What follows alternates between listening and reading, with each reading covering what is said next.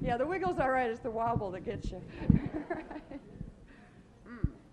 I think we'll try it this way. Anyway, welcome everyone, both those of you who know who we are and those who are just coming in for the first time wondering what is going on so far. Right. I am Ashayana Deane, and this is Michael Deane. They call him As and Ash, we're known as. We are speakers for the Guardian Alliance and for the Iani Council. We'd like to welcome you all formally. This is an interesting group. As you notice, it's very large compared to a lot of the workshops we've had. This is because it is a general audience group, which means people who have no more than just Kathara 1 for qualification are able to come. That means the programs will be simple enough for people that haven't studied the work for 4 years to be here, but also interesting enough for those who have to participate with us and learn a whole new level of subject matter as it pertains to Kathara healing. So for those of you who are used to us and who have seen some of the wackiness flying on the internet in regard to us, this is what that joke was about. For those of you who don't know what that was about, I'll just qualify it briefly. It has to do with rumors going around that I am a clone, I'm not the real person, and that actually I've married someone named Francisco out of 72 choices for husbands, and we're hiding away in France. All right, and I'm supposedly a clone, and all right. So you get the idea. There's this wacky rumor nonsense flying around on the internet, and we were kind of like playing on what that is, as was especially. Okay, so anyway, that's enough for explaining that. It gets really boring. We've spoken about the New Age movement, let's call it, in the last 3 years in some very interesting and controversial ways. And one of the things we did predict there would be a progressive separation of groups of people within the New Age movement. And we're beginning to see that manifest quite clearly now, as we predicted very strongly in Andorra last year of 2003 in August. So at this point, the environment that we're moving into as potential healing facilitators is rather fascinating, and it's not going to slow down. We're in the middle of one of the most exciting times this planet has ever seen, and most people on the planet don't even know it.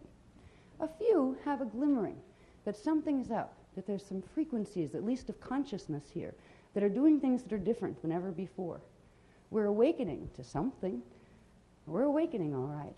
We are being gifted with frequencies that have never been on this planet before. And it's very exciting to be the midwives of those frequencies. And that, if you wanted to define what the purpose of the indigo people, let's call them the indigo people on the planet, and the purpose of our mission through the Azurite Press is to serve as midwives of these new Christic frequencies. We call them Christic frequencies, and yes, that word has to do with the word Christ.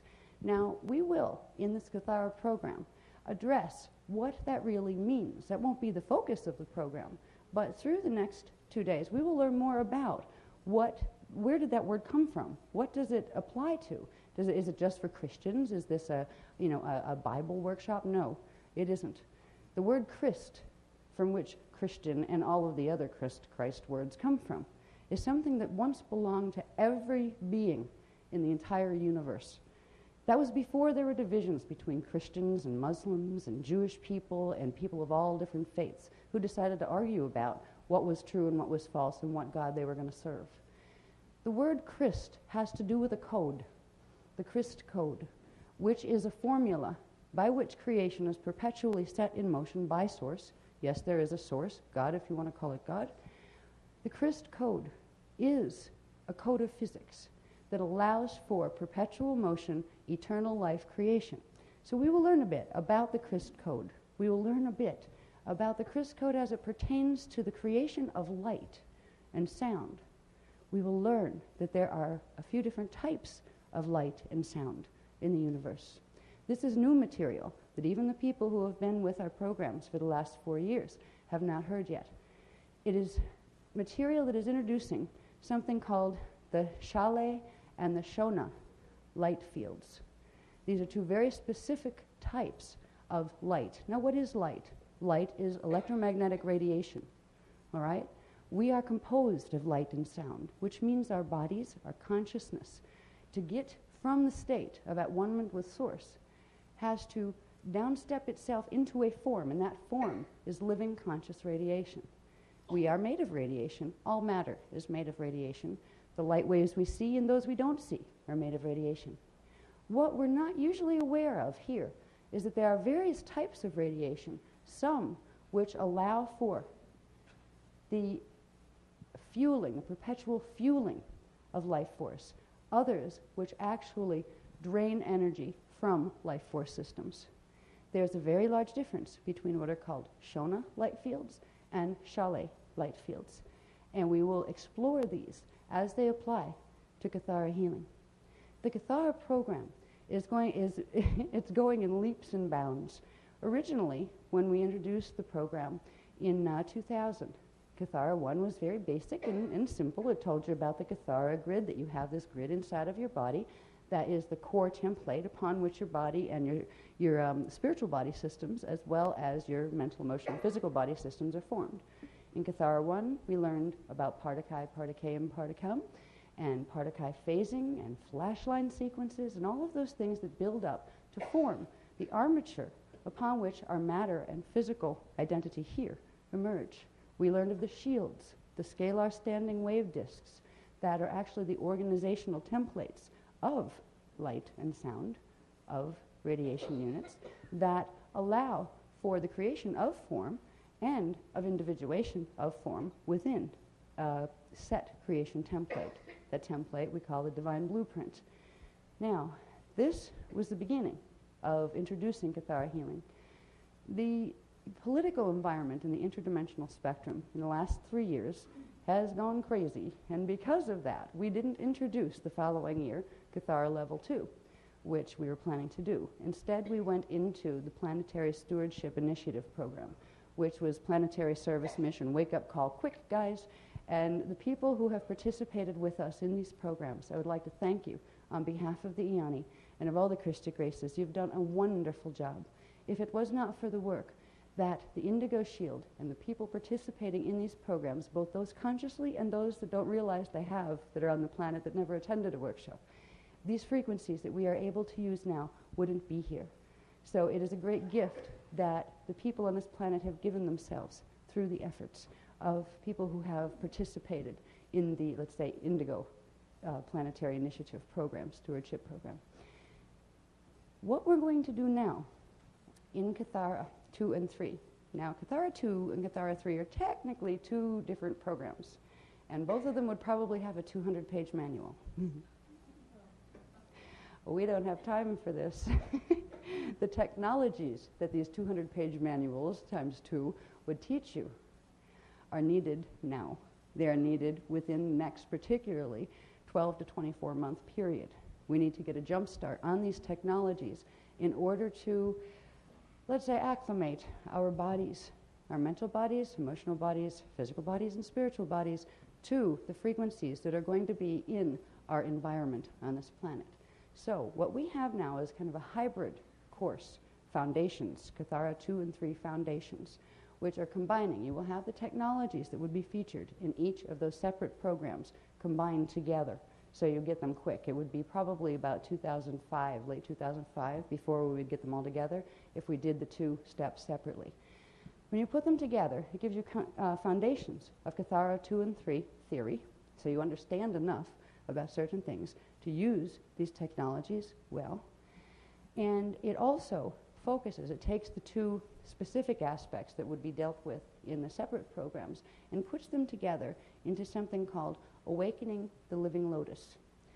And that will allow you to participate in something called healing facilitation through crystal body alignment. Now, in Kathara Level 1, we talked about the Keelan crystal body. But with all the things we've learned in Kathara and all of the things we've learned in the master's programs since 2000, we haven't dealt a lot with the crystal body itself. We've dealt with Merkaba Fields extensively. We've dealt with shields extensively. We've dealt with all sorts of things, monads. But the crystal body is just like in there somewhere around there. We haven't dealt with that. Well, boy, are we going to deal with that in this workshop. The crystal body is a fantastic and an amazing structure. It is part of your anatomy, and it is a key part of your anatomy. It is called the lotum, L-O-T-U-M. Think of ovums, but bigger. All right. It is called the crystal body for reasons that you will see because of its form and its shape. It is made from the interaction between all of the parts of the interdimensional anatomy. This is where you will find out what the real meaning of sacred geometry is about. That doesn't mean I'm going to bore you to death with angles and numbers and all of that kind of stuff that you can get lost in for ages.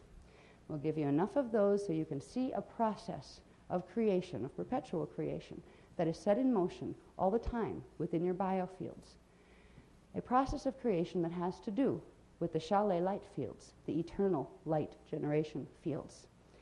And we'll also, in understanding the crystal body, we will begin to understand more about what we talked about in Kathara 1, which was something that was wrong with the genetic template, the DNA template, that literally created this race amnesia and has taken what used to be an immortal human life form and turned it into a mortal life form that can't even remember where it came from.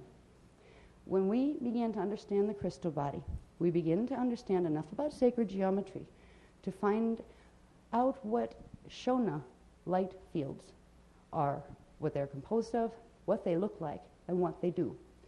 Because the core of the DNA template mutation that has caused so much suffering on this planet for many thousands of years is held in place by what are called Shona static light fields, specifically Shona light fields, which we'll explain more about as far as regeneration of the Christ spark and not the ability to not regenerate the Christ spark. Shona light fields can come in small form, where there are just little bits of them that form what are called miasms in the body. They can also come in very large structured forms, which create what are called Shona transposition filters, which are massive obstructions in the multiple layers of the multidimensional anatomy that literally change the angles in which frequency is supposed to come in to manifestation through the manifestation transduction sequence. Now, what is taking place on this planet and has been for many, many thousands of years, it actually began millions of years ago on this planet. There's an environmental condition of Shona field distortion on a very large level that affects any biological life form that incarnates here. It creates Shona transposition filters in the auric field and in the crystal body structure. These will be talked about more when we get to the California workshops next month. They'll be talked about in a planetary level there. But we'll start speaking about the Shona fields here on a smaller level as how they apply to you and your biology and to the biology of those that you might be facilitating in healing. This information is part of a much larger body of data that will be addressed, that gets into the larger spectrum of what's happening on planet Earth that will be covered in the California workshops. For this workshop, we will begin to explore, and it's interesting because there's many people, there's quite a few, I believe they said about 50 people here who've only had Kathara 1. Now for those of you who've been with us for the last 3 years, think about all you've learned for a minute. About Merkaba Fields, about shields, about eternal flame bodies, about radial bodies, about all that stuff. People who've taken Kathara 1 have not had any of this yet, right? Okay, they might have had a little glimpse of the manifestation transduction sequence at the back of Kathara 1 manual, which is just an introduction to all of the material that we've covered in the last 3 years. In this workshop, what our objective is to do is to bring both groups of people, those who know all those parts and those who don't, into a place where there's a mutual understanding. And from that place, you can both go into the next level of understanding, which is about the Lotum and about the Chalet eternal light fields and about the Shona distortion fields. So it's going to be interesting. We have to, in Kathara 2, the manual itself, it would cover everything we learned as far as Merkaba and flame body activation.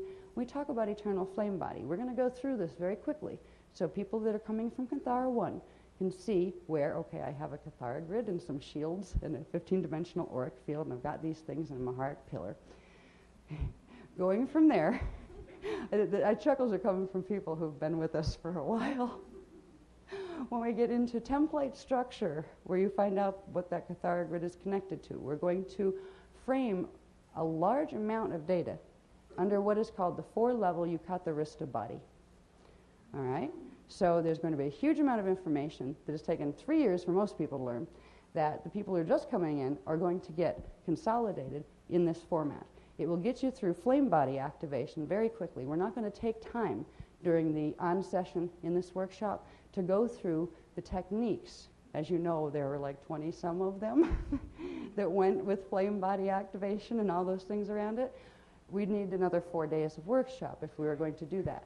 What we're going to do instead is, for people who have not, who've only had Kathara 1 and who have not participated in the Dance for program, Dance for Life, Love, Freedom, Joy, there are certain activations in the biofields that you will need in order to participate with and get a live activation of the frequencies we are going to be working with in this workshop. Because you need to catch up a bit, we're going to offer, I believe, tomorrow night, after the workshop session, a catch-up class. It's not even a class. It will be a very quick run-through specific consolidated techniques that will bring your biofields and shields up to sufficient activation where you can come in the next day and you will participate at the same level.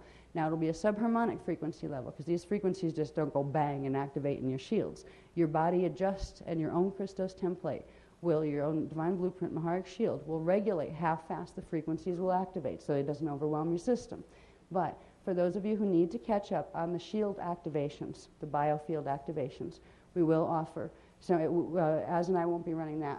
Perhaps Marianne will. I have to talk to her, but I think Marianne Calloway will be running the catch-up session for anybody who wants to. Anybody who's done these but would like to re-amp your fields, you're also welcome to participate. We're not going to go through the whole run of the 20-something ones. I remember the one time we were in Phoenix, we were here till almost 3 o'clock in the morning. People are all over the floor. They're snoring, but they're still getting the activations. It was really quite a sight. At this point, the planetary shields are activated sufficiently where we don't have to work quite so hard to get the same amount of frequency in the shields. So for the people coming in now from Kathara 1, you're actually lucky. The work that was done by the people before you made it so right now you don't have to work quite as hard to get the same level of frequency activation. So that will be available as a, if you want to, if you want to do the catch-up on the biofield activations. You'll understand them more by tomorrow night. That's why they're not tonight, because people coming in from Kathara 1 won't have a clue as to what an MRA flame body is. They won't have a clue as to any of what that is, and it might be like, do I really want to activate something I don't know what it is? I wouldn't. I'd like to know what I'm activating if I'm going to be, moving this here and moving frequency this way and putting it there and that kind of stuff. So by the end of tomorrow, we'll have covered enough of the flame body activation material as almost like a preliminary thing to the information on the Lotum that we are going to begin tomorrow also. So you will know what you're activating in the flame body activation catch-up session in the evening. At that point, when we come in Sunday, we'll all be at a new level of understanding, and our frequency, and I talk about frequency as the amount of scalar wave interdimensional frequencies you can hold in your body, in your consciousness, in your shields, and in your Kathara grid. We'll all be in a co-resonant range. There are some people that are highly activated. They've been working for like 4 years on really activating their shields. There are other people who will just begin activation, but it'll be in a range sufficient enough where you should all be able to benefit by the presence of the other as far as the information. Because when we speak to you, when we share information with you, when we put graphs up for you to look at, these are all frequencies. Sometimes you'll look at a graph and you'll actually have to look away from it, especially the ones that are coming through now, or a code, because the frequency it's resonating is actually too high for what your fields are used to at the moment. So if you're going to understand, and particularly be able to sequence and remember the data that you learn in a workshop like this, it's important for your shields to be activated to whatever degree they can be, because this information needs to be able to go into the receivers in your shields if it's going to stick if it's not going to just go in one ear and out the other and leave no remainder behind. And if it was going to do that, it's not worth being here because you're paying for something you're not going to remember anyway. Kind of like dream state. So the program that we're going to put together focuses on really some very specific material that is the next level material for even the master's programs. But it's going to be couched in a way that it's directly applied to Kathara healing applications, personal healing and healing facilitation. There are 2 6-step client facilitation processes that you will learn by the end of the workshop. One is to create the level of shield activations that would go with Kathara Level 2, which is flame body activation. And the second one is a new technology that, as far as what we've introduced, and it has to do with beginning activation of the lodum.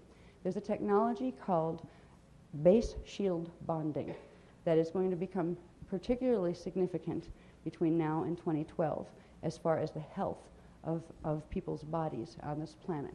We are going to learn what that technology is and how to, and through base shield bonding, what happens is your crystal body, that you will learn what that is and where it's located, your crystal body will be able to go back to its natural alignment, despite the fact that there are Shona distortion filters surrounding this planetary body in the planetary auric field. This has to do with also overcoming something that I won't talk about too much here. I'll just introduce for a moment, and we'll talk about more in California. We talked about in the Voyagers books originally something called the artificial Christ consciousness grid.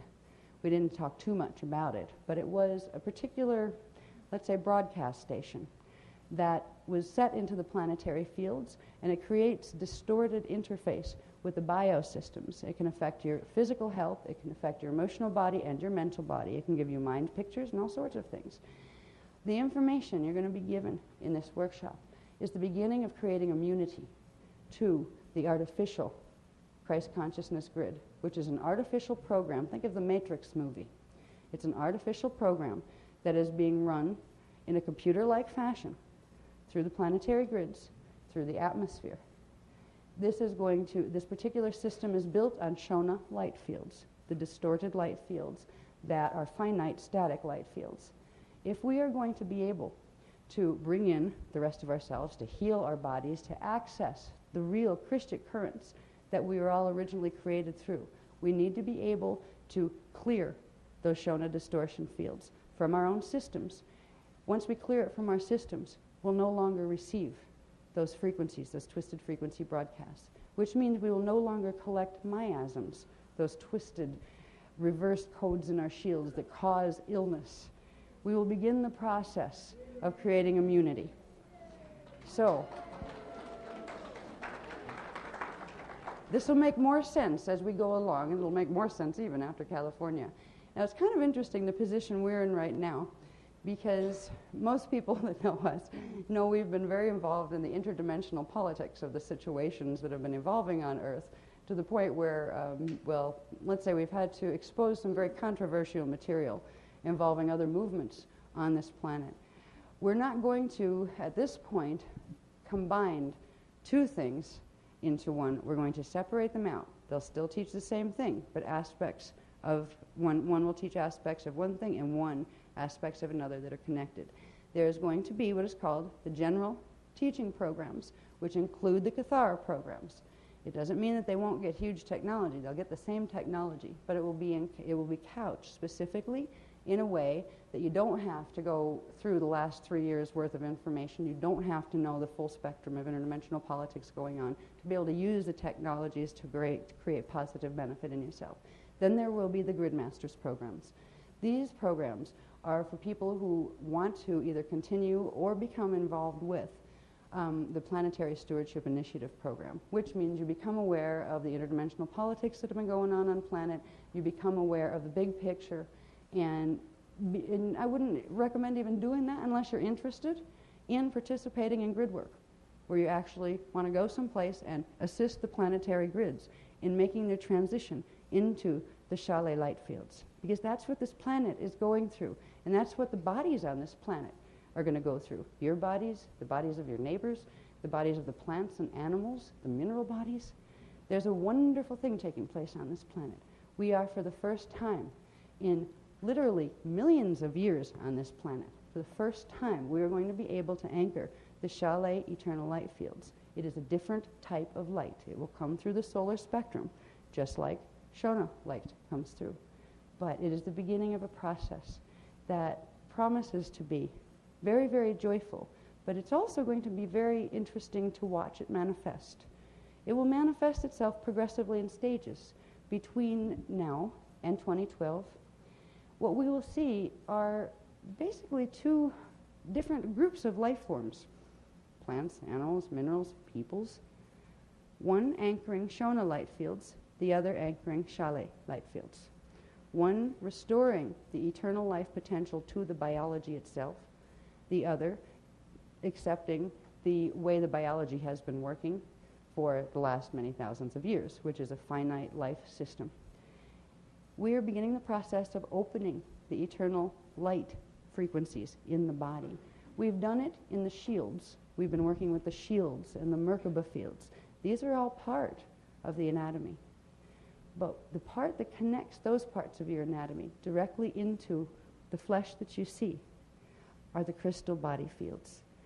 And that is why we had to work with Merkaba and shields and the core Kathara template first to generate enough frequency in the core template that we could then bring it up further into the manifest form, where we could begin to open the things in the manifest form, in the DNA, in the axiotonal lines, in the meridian lines, in the things that run through your muscles and organs, in your blood, in your bone marrow. The direct connection between the manifest form you know and the interdimensional biology that you hope you have, right? For the first time, we are going to be able to bring through the crystal body the living light fields. And they are called the living light fields of the Lotus because of something called Lotus arcs.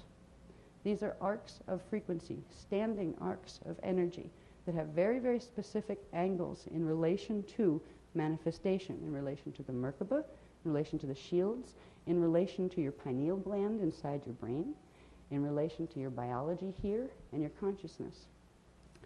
We're going to explore various parts. Wait, hold on 2 seconds. Tell them about the ambassadorship. All right, I'm just being redirected. Pardon me. Anyway, those of you who don't know me yet, you'll see this. I used to try to hide it when that would happen, but I have a live connection, and Ma'a's with us. And I was just asked to, we can go into that part tomorrow. Don't give the workshop, on the introduction to the workshop. What he's which I tend to do. You get me on a roll, it's like press go when it just runs. But what he's suggesting is, because we only have 2 hours together tonight, he's suggesting that I go more into explaining a bit about ambassadorship. And yeah, I was getting off that because he talked to me about that earlier. Ambassadorship. Now, this is the first workshop we're giving that we were told we are in service as official ambassadors of the Ioni Council and the Guardian Alliance, because this is the first workshop that is actually meant to, it's been an invitation that was put out through the multidimensional anatomy, through the levels of ourself that are connected there, to many, many other groups on planet. There will be groups that have affiliations with various other race lines, the Anunnaki, the Draconians. They're what are called hosting races. Anybody who wants to pick up the frequencies of the living light and begin the transmutation process of bringing your body back to where you can anchor the full Christic frequencies. These workshops are now extended to those people. So some of you in the audience will be representatives of all of the groups. This is an ambassadors gathering.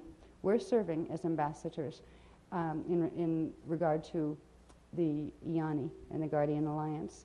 And the people in this room, a lot of the new ones especially, are coming in as ambassadors for various groups that need this information. So this is, I would like you to know that this is an ambassadors gathering where we as representatives, all of us, of collectives of people, are coming together to bring in this knowledge of the Lotum, of restoring the natural Christic frequencies and the natural Shaolei light fields. So it is a very special, gathering, and it is the beginning of the new movement in the work. Yeah, I'm listening live for where he wants me to go with this. If you're wondering what that, oh, what's she doing? That's what that is. All right. This is the beginning where we will have one type of the information on the planetary level go one way, the other type in just personal, easier to handle stuff, but same technology is going the other way. In the separation of the two bodies of material, it will allow for a whole bunch of other people that aren't interested in planetary service work, that would become completely overwhelmed with the level of technicals that are involved in it, because the ones who have been with us for a while know how technical this work can get. It will allow for an easy way to get to the same technologies. It will also allow for an agreement to be fulfilled. Thank you. This agreement has to do with meetings that have been taking place since November of last year in the higher spaces, let's say, the interdimensional spaces, the Ioni chambers. There have been meetings with many, many different groups in this 15-dimensional matrix and others. And there are certain things there are certain agreements that have been made in these meetings that have to do with how much of what we're allowed to talk about where. All right, certain words, let's say certain other soul groups that have been on the fallen path take exception to. One is the M word that, that ends in onic and has an etta in between. There will be a new use of language that means the same thing, but put in ways that is meant to not, let's say, offend certain representatives of other groups coming in for hosts. We've talked about Metatronic stuff before. We have done far more expose of interdimensional politics than I ever wanted to participate in the last 3 years. But at this point, it isn't important anymore what those politics were. What's important is what they are now. And what they are now are there are certain conditions that have occurred as a result of those politics on this planet. Those conditions are irrevocable. They create various different paths of evolution for various different peoples and soul groups on this planet. And the best of the situation is that various soul groups can work together so they can reach their highest level of evolution, whatever that may be. So we're going to begin a process of, I wouldn't say becoming less controversial. I think that's impossible at this point anyway.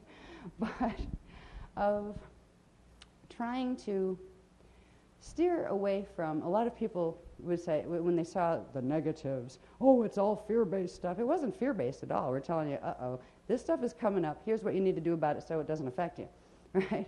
No fear there at all. But we don't need to focus exclusively on this. The Gridmasters programs will have to look at the big picture. They will always combine the joy and the not so joyful, so you can find the balance in between the two.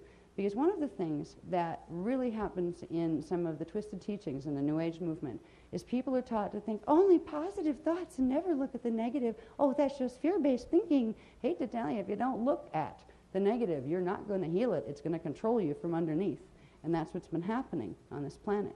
The Gridmasters programs will always focus on looking at the full picture and saying, okay, what needs healing with this? It's for, let's say, not the faint of heart or spirit. All right? The Kathara programs will be an easier approach where you can use the same technologies, but you don't have to get into the same level of technical knowledge and the same level of interdimensional political. And I'm not talking about earthly politics. We don't even bother getting involved in the 3D earthly politics. We're completely non-political as far as endorsing candidates or any of that kind of stuff. We don't do any of that stuff. It's not worth even trying. But Ma'a would like you to understand that there's going to be like wording differences in how information is presented. Same information. If you know both sides, you'll see what it is and why. But if you watch words like Metatronic seeming to slip away in the general programs, this is on purpose. These were required, let's say, things we had to give on the Ioni side to have the agreements of certain soul groups that are bringing their soul groups in to the work so they can anchor some of the living light so they can do their hosting. So it's not going to be, we will never, and this is one of the things that we were asked to do by certain soul group councils.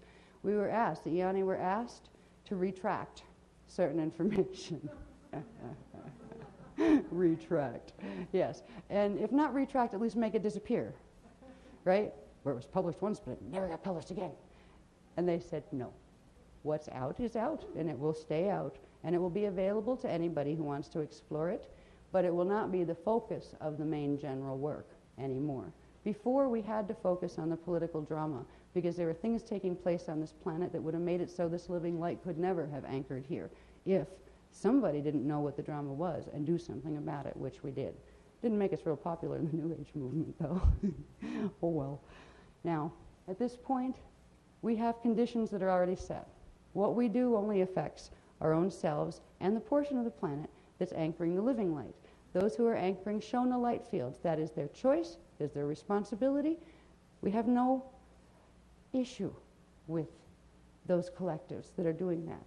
What's nice is the heliotalic frequencies, which we'll talk about more when we get into primal life force currents tomorrow.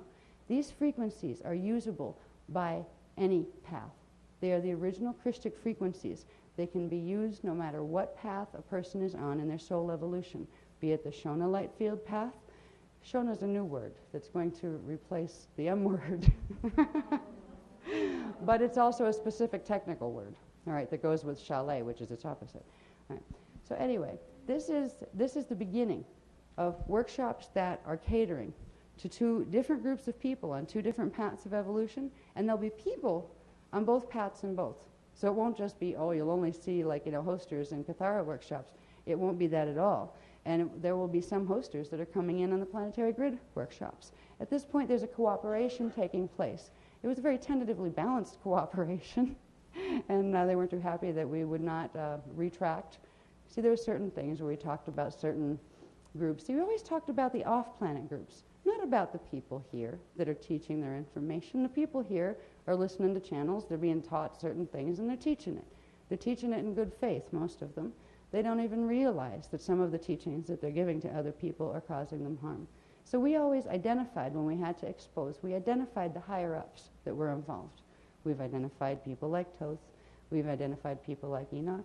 We've identified a whole bunch of them that are part of very large movements out there, and what these teachings are actually connected to. So people could choose for themselves. At this point, the choosing is being done right through the planetary grids. Some people had a conscious choice. They saw this information, they could look at that one, the other information, look at this, and make their choice consciously. Most of the population didn't have that luxury. The events that took place in 2003, they were called Hetharo and Hethalon, created conditions in the planetary light fields here that are irrevocable, and now the light fields are splitting, and they are going in two literal different directions. Planetary Merkaba is splitting. It was a blended field to begin with, which is not a natural state. So it is going back to its natural state. The chalet and the Shona light fields are splitting. They're also splitting in our bodies. That means the portions of our templates that are still holding Shona light fields, miasms, will want to go one way, while the other part of you that is saying, I'm anchoring Christos frequency, I want to go the eternal life path, is pulling the other way. This brings us to what we call a frequency battle inside the body. Everybody is going through this, not just people who are working consciously with this information, with these frequencies. The people that are working consciously with the frequencies of technologies such as Kathara and other even Shona technologies will have faster effects. They will notice the struggles. They will notice effects of the frequency struggle in their body more quickly than people that aren't. But those same struggles will be experienced by people on this planet progressively as these light fields, both of them progressively activate on the planet and both pull away from each other between now and 2012. We have an opportunity now to begin a level of healing in our bodies that we've never had the opportunity to work with before. And what's nice is the technologies involved in this are simple. Very often, the hardest part about Kathara, the hardest part about any of the Iani's teachings, has been the technicals that get you to understand what it is that you're doing. It's the doing that's not too hard to do, which is nice. We will understand technicals. You've just seen the graphs. You'll see the graphs. We're still working on the graphs. The graphs came in about 3 days before we left on the airplane. So for those of you who don't know how this process works, sometimes the information for the workshop doesn't come until the workshop. This is why timing has been an issue a lot of times, in some, particularly in the grid working workshops where there were security clearance issues. It was like 20 minutes before we were scheduled to come downstairs and show up. That's when the transmission would come through and we were given the next level. You can't go and teach a program that you don't have down yet, you know. Now, with this particular one, it's a blend between the two, which means timing should be a little more earthly instead of guardian time. We have a huge amount of new graphs. The graphs are consolidated information bytes. When you look at some of the graphs that we do, you're getting a lot more than just the picture on the page. First, it's giving you a conceptual understanding of how things relate together and pieces go together, but it's also giving you a whole frequency package on a subliminal level that you can take to hold that understanding. So even if you can't consciously remember all the details of something, you still have the data package there to draw on in your cellular memory. The graphs for this particular series on the Lotus have been some of the most challenging we have ever had to pull. Yeah, that again, a chuckle I believe coming from the people who have been here with us for a while, and you've seen some of the technicals. Now, what's nice is, what's kind of funny is the way the graphs come is they come from high to low. They come in the highest, most consolidated form first when they're translated off the plates, and these are CDD plate transmission graphs, which means we get this jumble of stuff, and by the time it's done, you look at it and go, oh my God, what is it? You know? Then they're peel-away graphs, where you then, out of the main graph, have to take, sometimes you'll get 20 different, you know, simpler graphs out of it that show different levels of how all of that builds up to form the next thing. So we've got quite a few of those graphs in operation. We're still working on them. We'll get as many to you as we can during the program. We're hoping to have some kind of graph pack by the end of Sunday to give you, you know, when you go. We will at least have a technique pack, so when you go, you'll have in writing your 6-step processes to do client facilitation sessions, you know, because I don't expect you to, like, memorize it and think, what am I supposed to do next, right? Because remember, you have the 6-step from Kathara 1, you know, 6-step from Kathara 2, and 6-step from Kathara 3. We're getting a lot of steps here in a client facilitation session. It's not hard to combine them. These will fit right in the Kathara level 1 where you could put other modalities. These will fit right there. And we'll show you how to run them where you can actually do Kathara 1 and 2 techniques and let that be one session, and then have the person, if they want to, come back and do Kathara 1 and 3. All right? So you don't have to run them all together. This is the beginning of building. Eventually, in probably Kathara 4, we're going to get into direct chakra manipulation and those kind of things, restructuring the chakras, restructuring the auric field.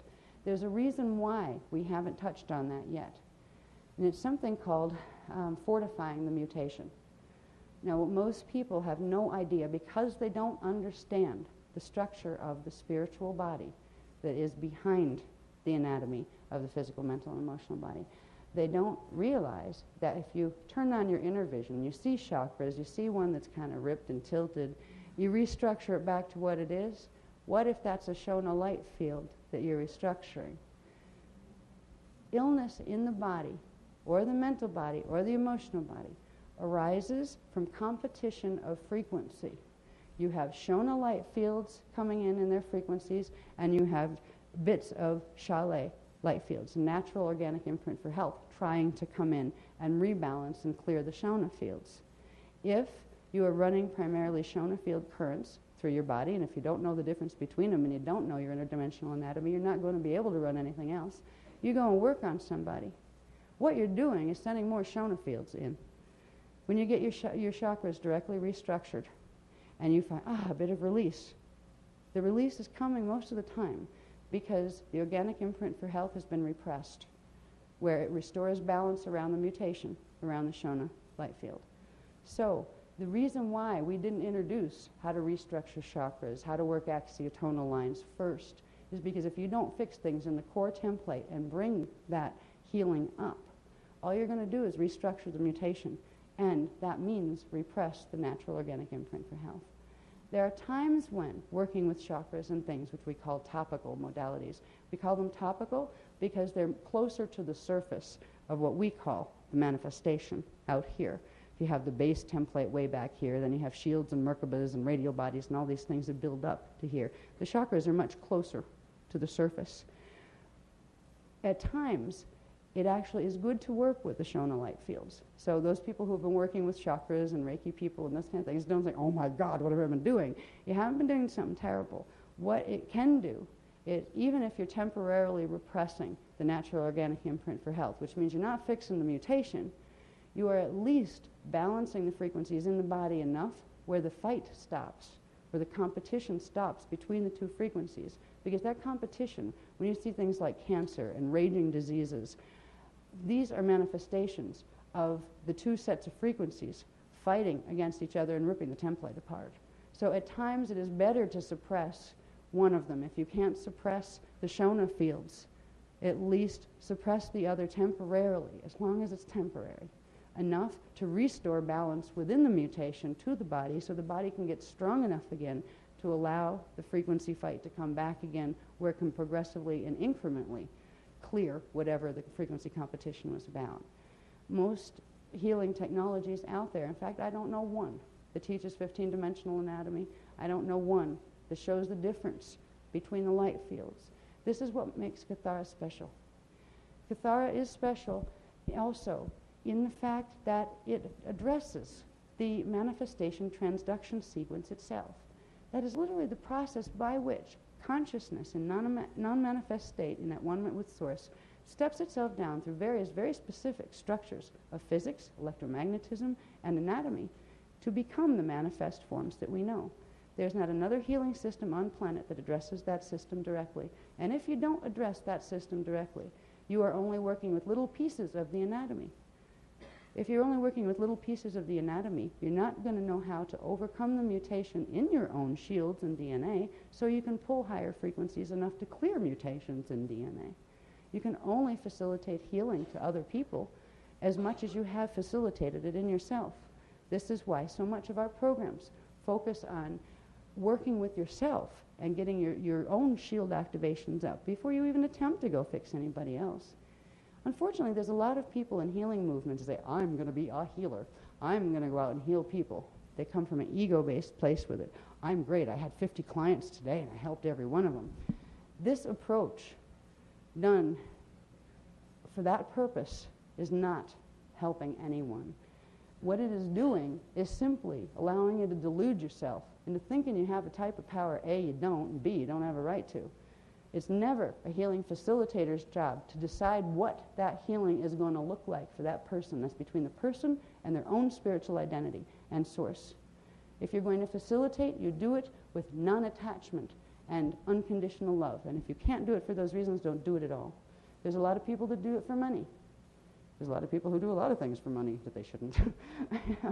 If they were going to respect the natural organic processes of their spiritual and biological anatomy, there's really no difference than prostituting yourself sexually and prostituting yourself as a healer to make money.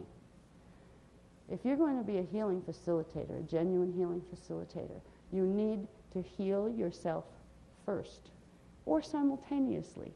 I mean, by the time we're all healed and we get ourselves fixed, there won't be anybody else left to heal either. You know? So it has to be a simultaneous process.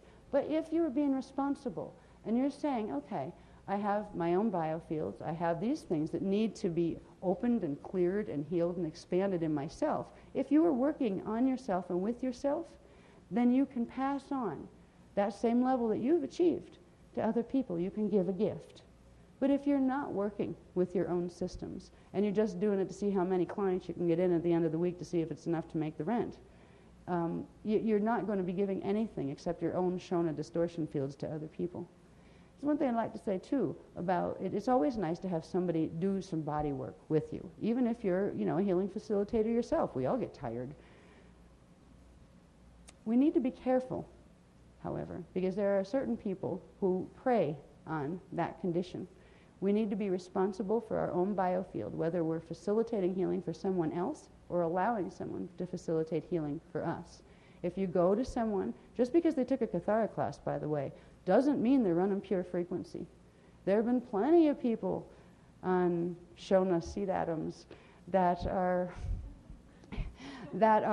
participating in workshops and those kind of things. They will transmit Shona blue fire sword current. Don't mind me, I'm adjusting to the new vocabulary. Right. Shona. Yes.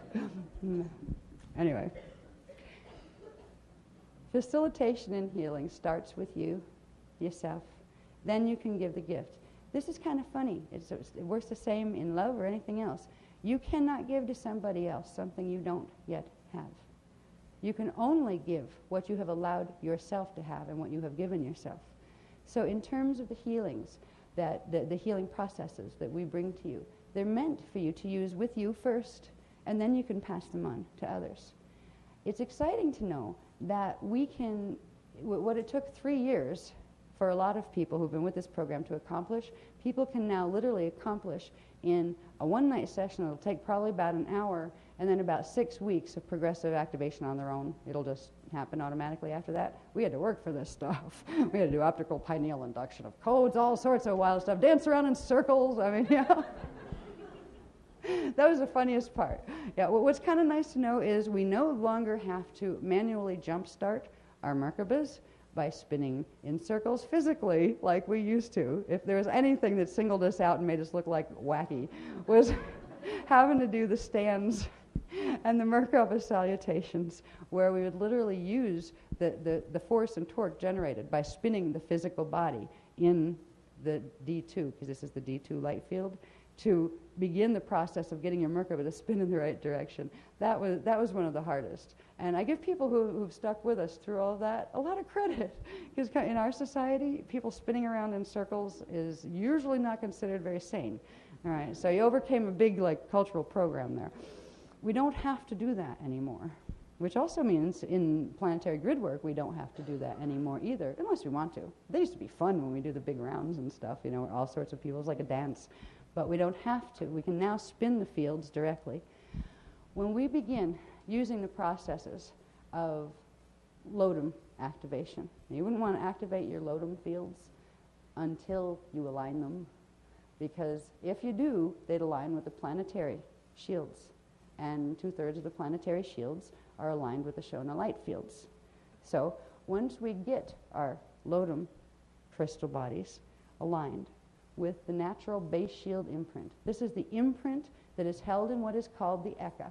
It is the indelible, original holographic template that everything that came into manifestation in this 15-dimensional system originally passed through, which means even if something's shield gets totally destroyed down here, there is still an imprint, a memory imprint of that shield left in the Ecka, in the source seed atom, let's call it that.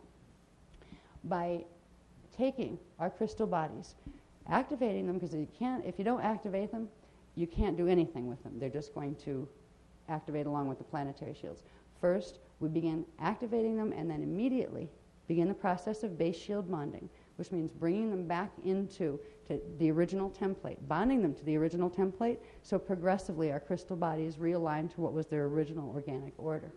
Once we do that, we will have access to frequencies that we have never felt yet on this planet. It's really exciting. We've started to work with these frequencies, and it's really neat. One of the things that's nice about them is they tend to melt miasms quickly.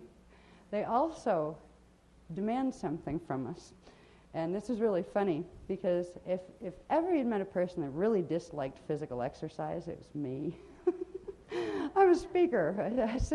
I sit on my bottom most of the time in front of either a pad of paper or a computer, and I translate for hours and hours and hours on end and forget that I have a body, right?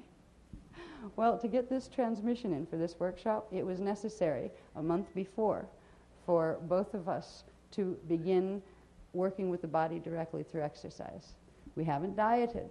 We didn't change dietary anything, worry about food, don't count calories, that kind of stuff. But what we did do was progressively work with just the codes as they were coming through, because they came through before any here, do this technologies came through. And good old-fashioned exercise. which was like, it must have taken a lot to get me to go there. Yes, it did. It said, you're not going to be able to translate off this level of the plates if you don't. Uh-oh, okay. My body had to be able to hold the frequency coming off the CDD plates to be able to sequence and get a transmission on this to give this workshop. This isn't just a condition that's affecting me. It's been really funny. It's like little ripples have been going through the indigo shield. People have been getting the little bug to get fit.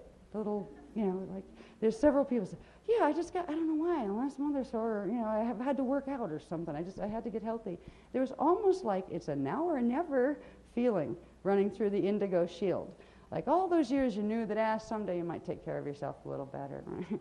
Yeah, I'll get there. You always knew there was a leeway, right? Well, it's almost like you used up that credit card.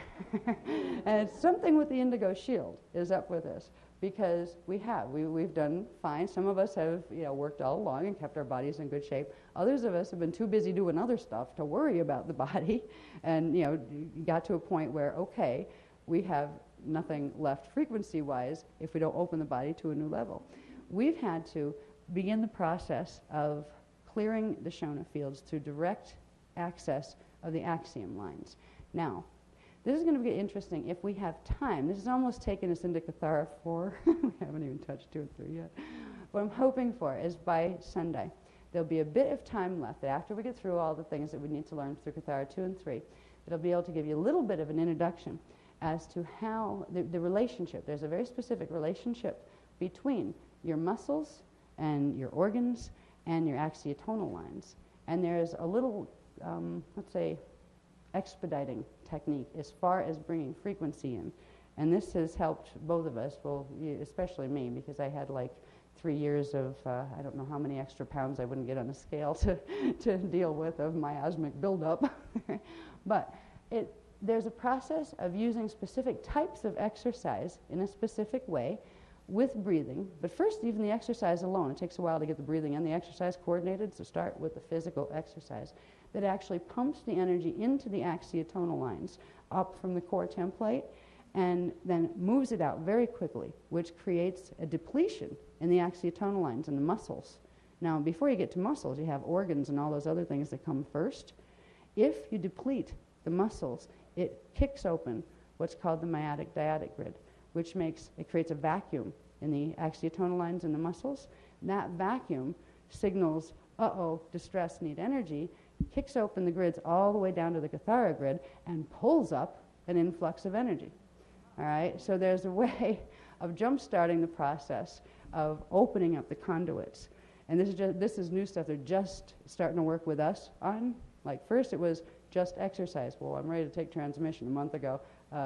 This is the first part of your work on the Kathara workshop. And for 2 weeks, all I did was I did 2 hours a day that took me 6 hours of exercise. You crawl through 10 minutes of sustained physical activity. I'm up to a half an hour and I can do it with no problem. I mean, my heart rate's saying, thank you. So I'd like to, if there's time. If not, we will get into this in Kathara 4, very specific things you can do with exercise. We'll get to diet and those things later.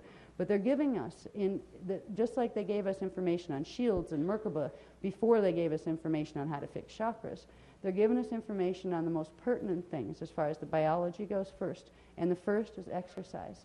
I've been doing a bit of weight training and to open up the regions up in here so I could hold more frequency here and to get it to run down the arms. If you want to get frequency where you strengthen your ability to transmit with your hands, use arm weights. It works. It opens the Axiom lines more and more, and you can feel the frequency going down. That doesn't mean you have to lift 50-pound weights. No, I started with 2.5-pound weights. 10 reps, no, 12. I did them in sets of 12, right? I'm up to 8-pound ones, which is pretty good. 24 reps, 8 pounds, not too bad. Started off at 2-pound weights and 12 reps. So little things like that. As has gotten into yoga, various types of no specific formal discipline, and we tend to ignore the breathing stuff. We use our own. We use the 6-point Lotus breathing when we do any type of yoga kind of things. And as was just detecting, there's certain things, I'll let him talk more about that sometime during the workshop, he'll talk about it.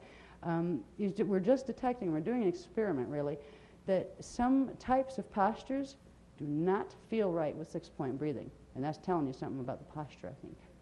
All right? Certain ones feel fine with it. So we're learning to take certain different things that are already out there that are usable right now and begin to work with them with the body.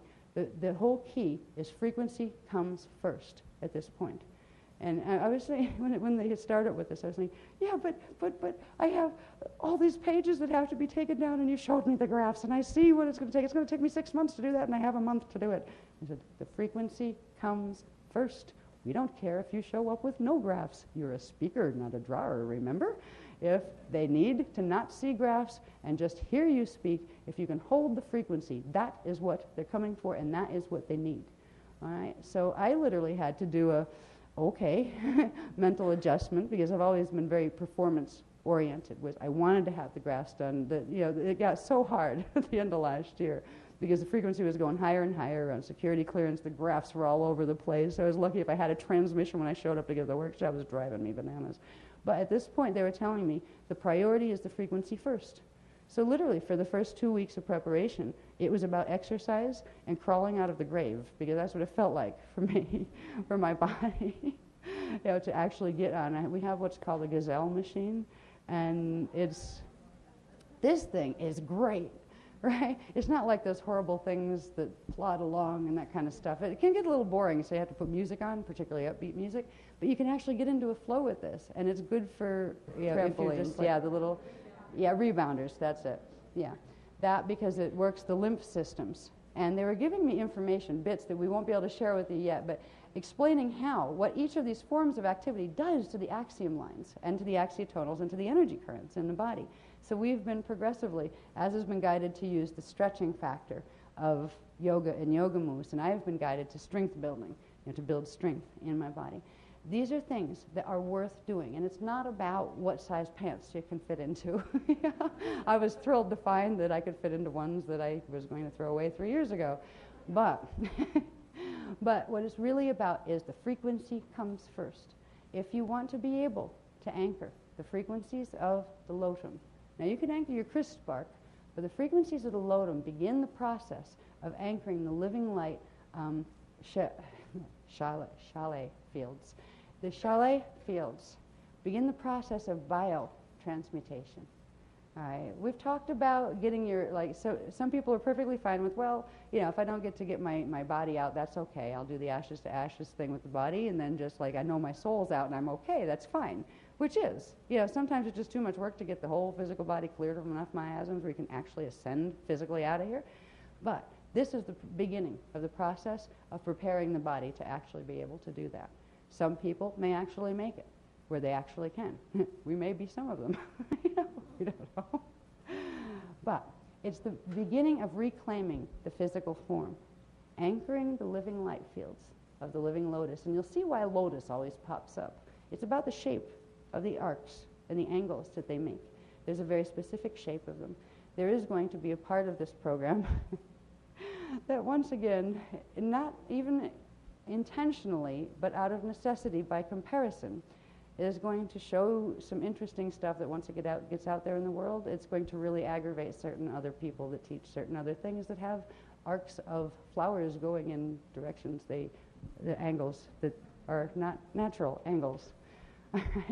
But if you can understand the things, by the end of this workshop, you'll be able to understand a bit about the realities of sacred geometry, why it's sacred, what it means, what are these angular relationships between things, and why are they important.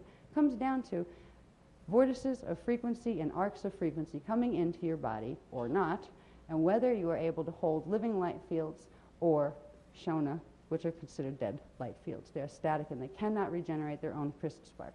So we'll begin to understand what this process is through this workshop, and we will be given the tools by which we can first help ourselves and then pass on the gift we've given ourselves to other people who might come to us for facilitation. It's really exciting. It's the beginning of, it's almost like we went from Kathara 1 to Kathara 9, in like one fell swoop. I'm looking at the sophistication of these technologies, and I've got to step them down to get like these heavily intensified things that it would take like 6 weeks of class just to explain one part of it, starting with after dance for program information, to step it down where enough points can be made where you can see where that fits, why it's important, and how to use it. So that it's a challenging process that we're involved in, me and Az are involved in now. It's been exciting with the codes, which was really funny. We have new codes, again, some more shield codes to use. These shield codes, Az pulled these, and it was really funny. He was pulling those off the plates as I was pulling different graphs off the plates. He got the codes first. I hadn't seen his codes. He and I started getting my graphs. We read it, we're going to the copy machine, we're looking at them together and saying, wait a minute, that looks like that. Yeah, it does, doesn't it? We made a transparency of one and put it over the other. They were in the same size. Talk about pulling off the same plate at completely 2 different times. So he got the activation codes for the thing I was getting, the Lotum, that I was getting the intense diagrams on showing what shields interact where and all that kind of thing. And these codes are what we're going to be using. It is the beginning process of working with what are called the Ecka-Core codes.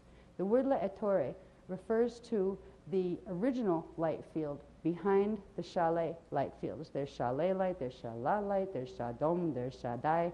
All right, there's lots of different types of living light, right? But they all come from the Ecka-Core, which is the Ecka-Akasha level. That's, if we think of people who know what the word Amareya flame means, which even if you had Kathara 1, you'll know by the end of tomorrow what that means.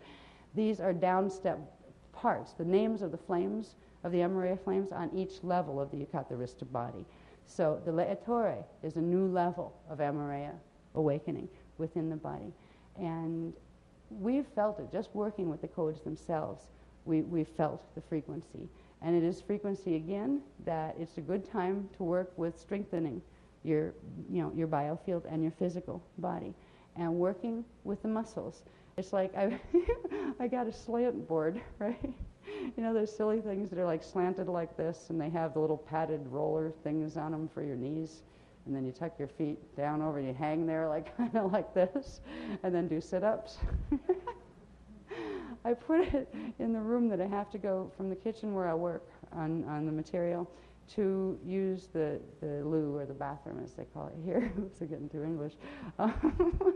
Well, I put it in between the 2 rooms, so whenever I have to take a bathroom break, I have to walk by it. And every time I walk by it, I make myself do 12 sit-ups. You'd be surprised how easy it gets to incorporate silly little stuff in it that actually is helping your body. It gets stronger to hold more frequency. So what I'll try to do on Sunday is show you some basic, even just stretches that will help, particularly with the upper body, to get the arms where they can run more of this frequency. If you're going to activate it, you might as well be able to run it, or it'll just go into like dormant state in your shields if your body can't, pull it. So there's certain just types of simple stretches. You don't have to spend an hour on them. Spend 2 minutes stretching before you give a client session, and you'll actually be able to run a lot more frequency. It's not just the top half of the body that's important, and for some of us that's really hard to remember, because there's an old Nibiruan program that runs, females tend to carry it more than males, where we learn to cut ourselves off right here at the 3rd chakra and forget we had an emotional and physical body just to survive certain conditions. It's like some of us carry this. And to get the frequencies that we're running now fully into body, it requires the bottom chakras as well as the top chakras. So we have to open up the whole thing. There's a series of simple stretches and exercises you can use to begin that process by opening the top ones. We can use the breathing and the visualization to open our heads. That's no problem. But then there's the neck. If you want to get it from your head down to here and then down to here, you have to open these regions of the body up progressively. You also have to open up the legs, and this is where cardiovascular comes in. When you do stuff that gets those leg muscles working. There are some simple stretches you can do that will begin that process, that release the seals on the chakras behind the knees and a few other places that are called Lotus points that we're going to talk about. So hopefully you will leave with some of those exercises as well. And I'll probably just be able to show you, so I have to take notes on those, because I'm not going to have time to draw pictures of them and illustrate them like I'd like to, because right now I'm still in the middle of the Lotum graphs. I have about 15 of them done, and there's still a bunch more to do, and I'm going to be doing that all night. But anyway, we're really excited. Az and I are really excited about bringing this material to you because we have the feeling there's like finally something to sink our teeth into, as you'd say. What we've been working so hard to achieve, to accomplish, to get back the ability to not only know we've gotten our spiritual body together and reclaimed our mental body and are working on our emotional body, but to start getting it physically, where we can start to reclaim our power and hold it in our physical body, to start to walk with the divine grace that it means to carry a Christos-aligned lodum in our bodies. See, the lodum crystals are fascinating. We call them crystals because they are crystalline forms. They're forms of crystalline light that have very specific shapes. They're all around in certain levels of the auric field, but they're also inside the body too. And we'll show how that works. This will lead to the ability to do something called activating the Ra center that we've talked about briefly in Kathara Level 1. We will begin to activate the Ra center, but in a more intensified way than was described in Kathara 1. We'll do that and then add the Etheric flame frequencies to it. So we're going to begin to work too with something called the meiotic dyadic grid. These are the vortice grids that literally run the body. If you want to see part of your meiotic dyadic grid on the D2 level, look at your skin. And the skin and the organs that are inside of your bodies. That manifest skin is part of the meiotic dyadic grids. This is where, when the vortices aren't opening and closing properly, miasms build up and poison our bodies. So we're beginning the process of being able to access the physical tissue. Now again, I must say for the record and for qualification, as this information is taken from the CDD plates, and we are not in possession of the CDD plates, all of what we present is based on theoretical approach. We don't claim to cure or treat any diseases. We don't claim to replace medical science or anything like that. All we simply do is present a theory of information. And you can take it or leave it, use it or not, and that's important to say in the climate that holistic practitioners move through in this day and age. That's one thing that we'll advise all of you to always make very clear to protect yourself. No matter who your client is, make it very clear to them. This is theoretical information. It's built on information gained from some ancient records that presented these theories. There are some people who don't believe they're theories, they believe they're real. And if you tend to be one of those, because I choose to believe this is real. But people have a right to know this is based on, as far as 3D science goes, a theoretical assumption. Just like 3D science is based on theoretical assumptions. So we're kind of even, right? But in stating that and being clear about it, whether you're teaching about it or whether you're offering a service to a client, do not claim to treat or diagnose any disease. When we talk about DNA, we talk about a DNA template. All right? Now, it does affect the DNA, theoretically speaking. Now, we can talk factually about the DNA template because science doesn't know you have one, so it can't tell you we're giving misinformation about the template because they don't even know there is one. All right? However, DNA itself, science knows what that is. So, when we make the connection between DNA template and manifest chemical DNA, that is where it crosses into theoretical presentation of information, not making any claims whatsoever that might conflict with medical science, just a theory. All right. You need to understand some of these nuances, particularly people that are going to be working Gridmasters programs, just so you know. There's going to be interesting nuances of how you look at things yourself and how you speak to other people about them that will either make or break your day. There are certain soul groups on the planet, and soul groups come in all forms. I mean, people walking around on the planet, many of whom you might know, might be of a certain type of soul group. You put something one way, and they'll take offense to it. You put it another way, it doesn't offend them at all. So being more careful about how you think about things and how you present yourself in the world will help you to create more peace in the world for yourself. I've known this for a long time. For ages in my incarnational history, I was a very good peacemaker. I was a peacekeeper. I was not like they have on that silly show either. I didn't carry a gun.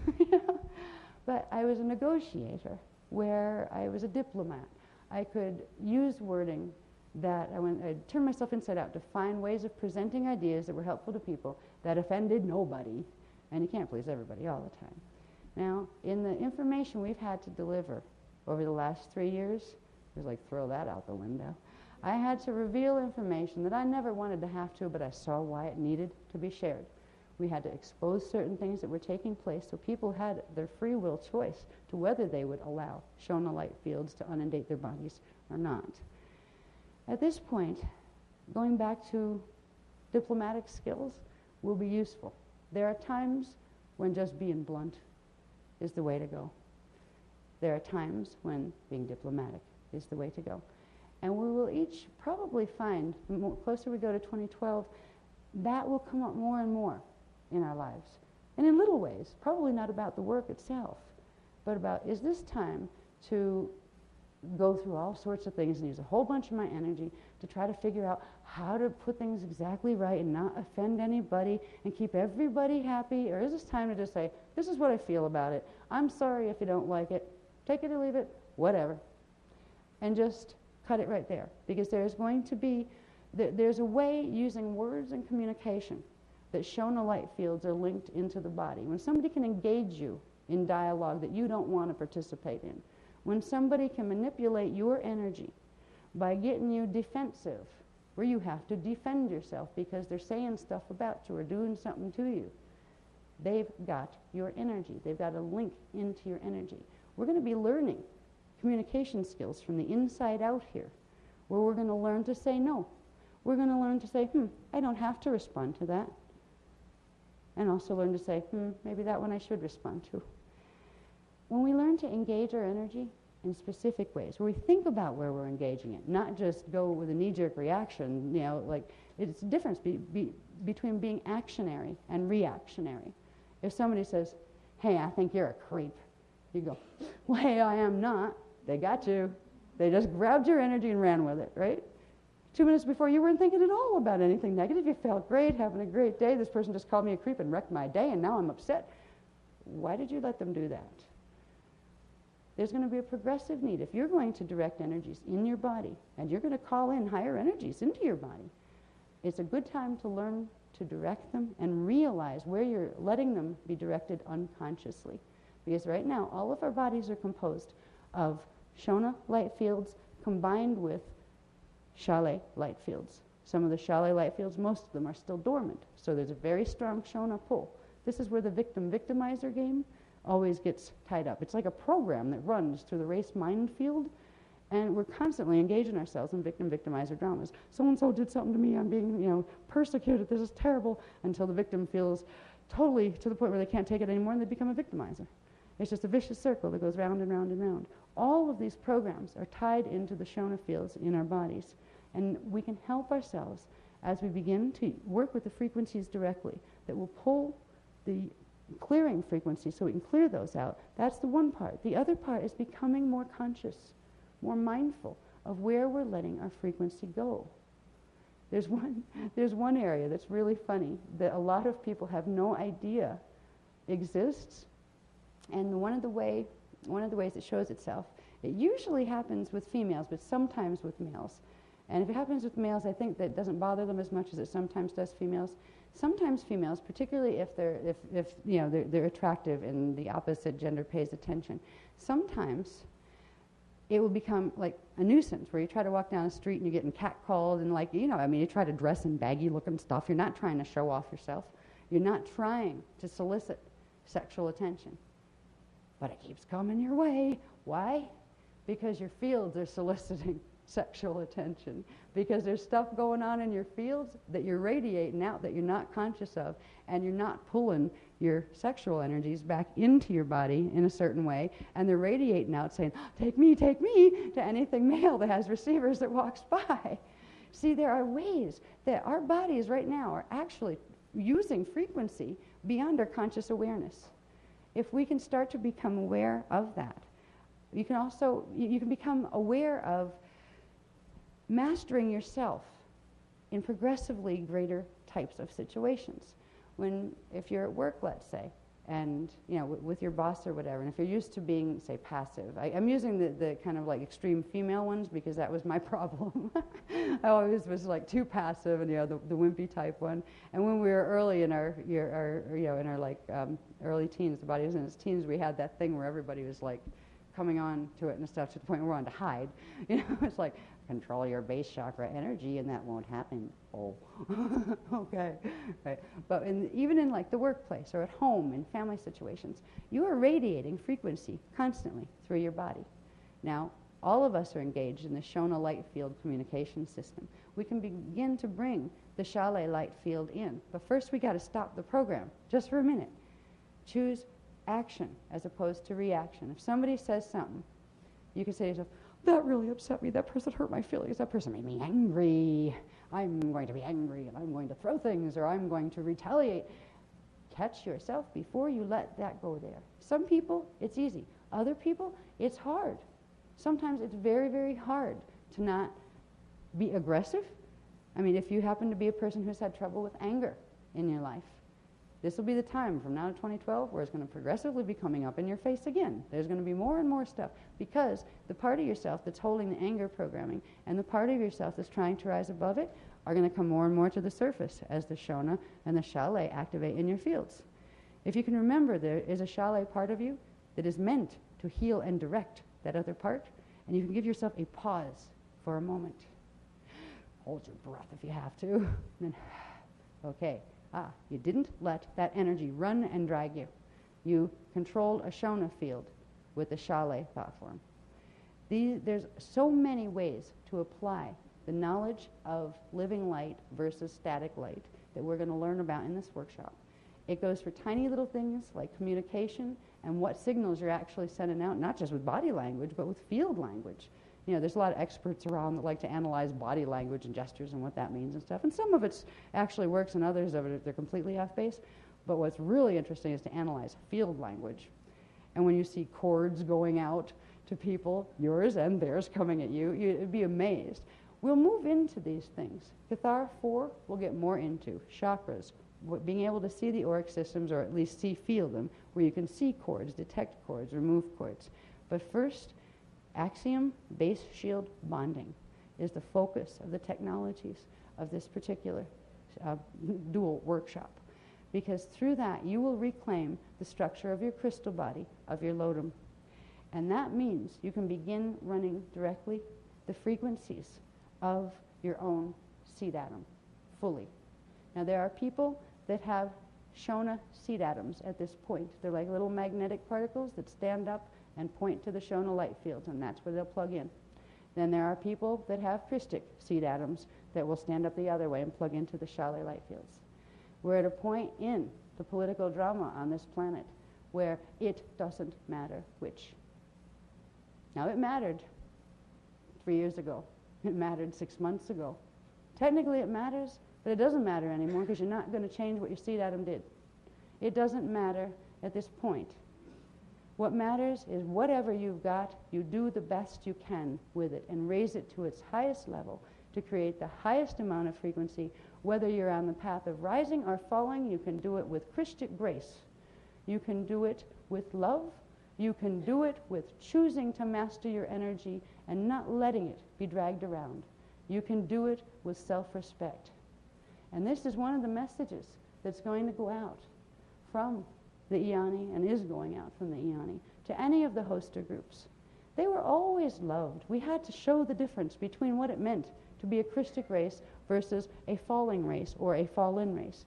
Anti-Christic is a term that's been used and abused on this planet just like Christic has been. It's simply both represent states of the physics, of the seed atom, of the natural mechanics of interdimensional anatomy. One implies going back to source one way, and one implies going back another. But both imply you are in source, of source. You have always been worthy of source. You can't get kicked out of source. So it's just a difference of what the path will look like, because we're all going back one way or the other. So there is a unification factor in this. We had to show the difference between Christic and anti-Christic. We had to show the difference between fallen races and those who don't want to be. not because we're elitist ones because we've chosen to keep our Christic status, but because many, many other people weren't going to be given the chance because the others tend to have to use deception in order to get people to follow the Shona light path. Because if they just explain the truth of it, people say, what are you, nuts? Thanks, I'll keep my eternity, you know? So at this point, there is a love, a tough love, but a love that goes out to those of any races. It doesn't matter if they're rising or falling. And it's not a matter that they were not loved any less than the Christic races. At this point, it's important that if you are going to call yourself a healing facilitator, you are able to cultivate in yourself that understanding. If you go around in your mind saying, ooh, there's a dark, there's an Anunnaki, ooh, that's one of those bad ones, ooh, that's a fallen one. If you go around judging people in your head, God hears it. Your higher self hears it. Your Christos self hears it, and so do they. So it's time that if we're going to seriously call ourselves healing facilitators, we need to recognize the responsibility of what that is. There are some healing facilitators who are schooled in Kathara that if you could hear the chatter that has gone on in certain places after client sessions and the absolute disrespect for the client they treated, the gossip, the mindless rumors, the sarcastic, snotty little comments, this person's like a that, oh, that's a fallen one. This kind of stuff. If you let yourself do that, who are you hurting? Think about it. Are they chalet, light field thoughts, eternal life thoughts, Christic thoughts? Or are judgments and ridicule and condemning others because you think they're lesser than you on a given thing? That judgment factor, as a healing facilitator, does not belong there. It's a program we all have running. It's up to us to face it consciously and choose differently. Choose chalet Christic over Shona anti-Christic behavior.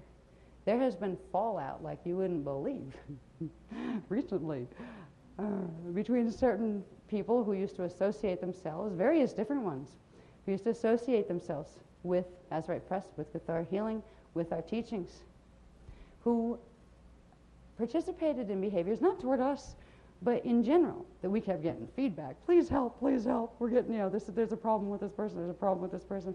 We'd only intervene if there were real issues. But it's happened on a couple occasions, and we've had to say, excuse me, to the Kathara people involved. Say, these things are being brought up, there's complaints being registered, against you. And, we want to hear your side of it, but this has to be resolved. Some of them, instead of saying, okay, let's resolve this together, decided to make us wrong, make us bad. In fact, they launched a vicious campaign against us that didn't really work very well. Now, you're going to see more of this because there's one thing we won't compromise. We can't afford to compromise. And that's the standards of quality that Kathara is intended to represent. Anybody can practice Kathara. Anybody can put the label Kathara on anything they want to. Actually, there'd be a bit in violation of copyright and trademark and that kind of stuff. But if you're going to be a member of Kathara Alliance, which doesn't apply, we can't even endorse. We can't give endorsement because we're not sitting on your shoulder telling you what to do when you're doing a Kathara healing. We can't tell whether you're fallen or rising or what you might be transmitting to people, so we can't vouch for anyone. But Kathara Alliance is a special organization of people who learn Kathara technologies and care enough about quality, about keeping the original intention, keeping the original practice, not bending the rules and twisting them and combining them with other stuff that God knows what it's going to turn out to be. It's not an elite society, but it is a society of people who want to facilitate healing at a high standard of quality and professionalism. Now, because of that, and for the people who want to be a part of Kathara Alliance, you don't have to be. You can take this course and not be a part of Kathara Alliance, and you can still, practice, as an independent practitioner yourself. That's okay. But if anybody wants to practice this and be a member of Kathara Alliance, so they can go around saying, I'm a member of Kathara Alliance, and do stuff that is not part of the protocol that is outlined as the Kathara Alliance standards of quality, there will be an issue. There will, we reserve the right to, divorce engagement. This is not for us. We don't have to have Kathara Alliance. Kathara Alliance is meant for two reasons: to give the people who care so much about Kathara and keeping it pure and doing it well some place where they can be with like-minded people, and they can be a part of an organization of like-minded people, so they don't feel like they're just like little floating Kathara sparks out there in the world, so they know they're part of a Kathara shield. And also for people who might come to you as a facilitator, because at least they can go and find out if you're a member of this group, and they at least know that if they're a member of this group, there are certain protocols that these people are expected to live up to in attitude and practice that are meant to protect the person coming in for a treatment. So you're going to see some interesting stuff when it comes to Kathara. There's going to be the real Kathara groups, and there are going to be the Kathara hijack groups. We'll take the teachings and run and do what we want with them. They're doing it already. That's all right. But we aren't going to change. And I want you to know that. So when you see divisions starting to happen, don't let it bother you. We don't have anything against the people who want to go in the other directions. They think they can do it better. All power to them. We're doing it the Iani's way, live and direct.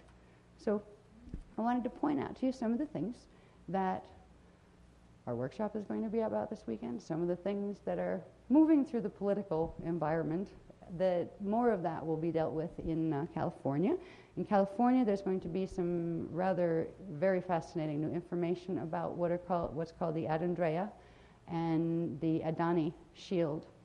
And there's some very interesting information also that we only have little bits about that has to do with what the Iani are calling a retrovirus that has been dormant in human DNA for many, many eons, and that will begin activating due to the Shona light field activations that are taking place on the planet.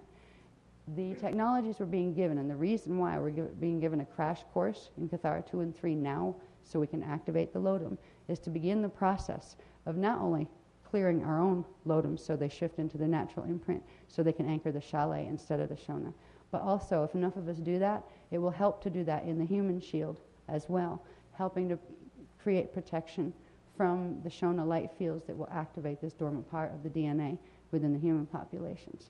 So there's a bigger story behind Kathara 2 and 3. But as you'll probably agree, I think, by the end of the workshop, there's enough of a story in Kathara 2 and 3 to definitely keep you occupied for 2 days and teach you some very important new things that hopefully you'll be as excited about once you see what they are and how they work as we were when it was starting to come through. And again, we're learning with you. There's a whole bunch of the information. This gives you an idea of what our weekend is going to be like. The 6 steps programs for the Kathara 2 and 3 that I mentioned, they didn't give them to us yet.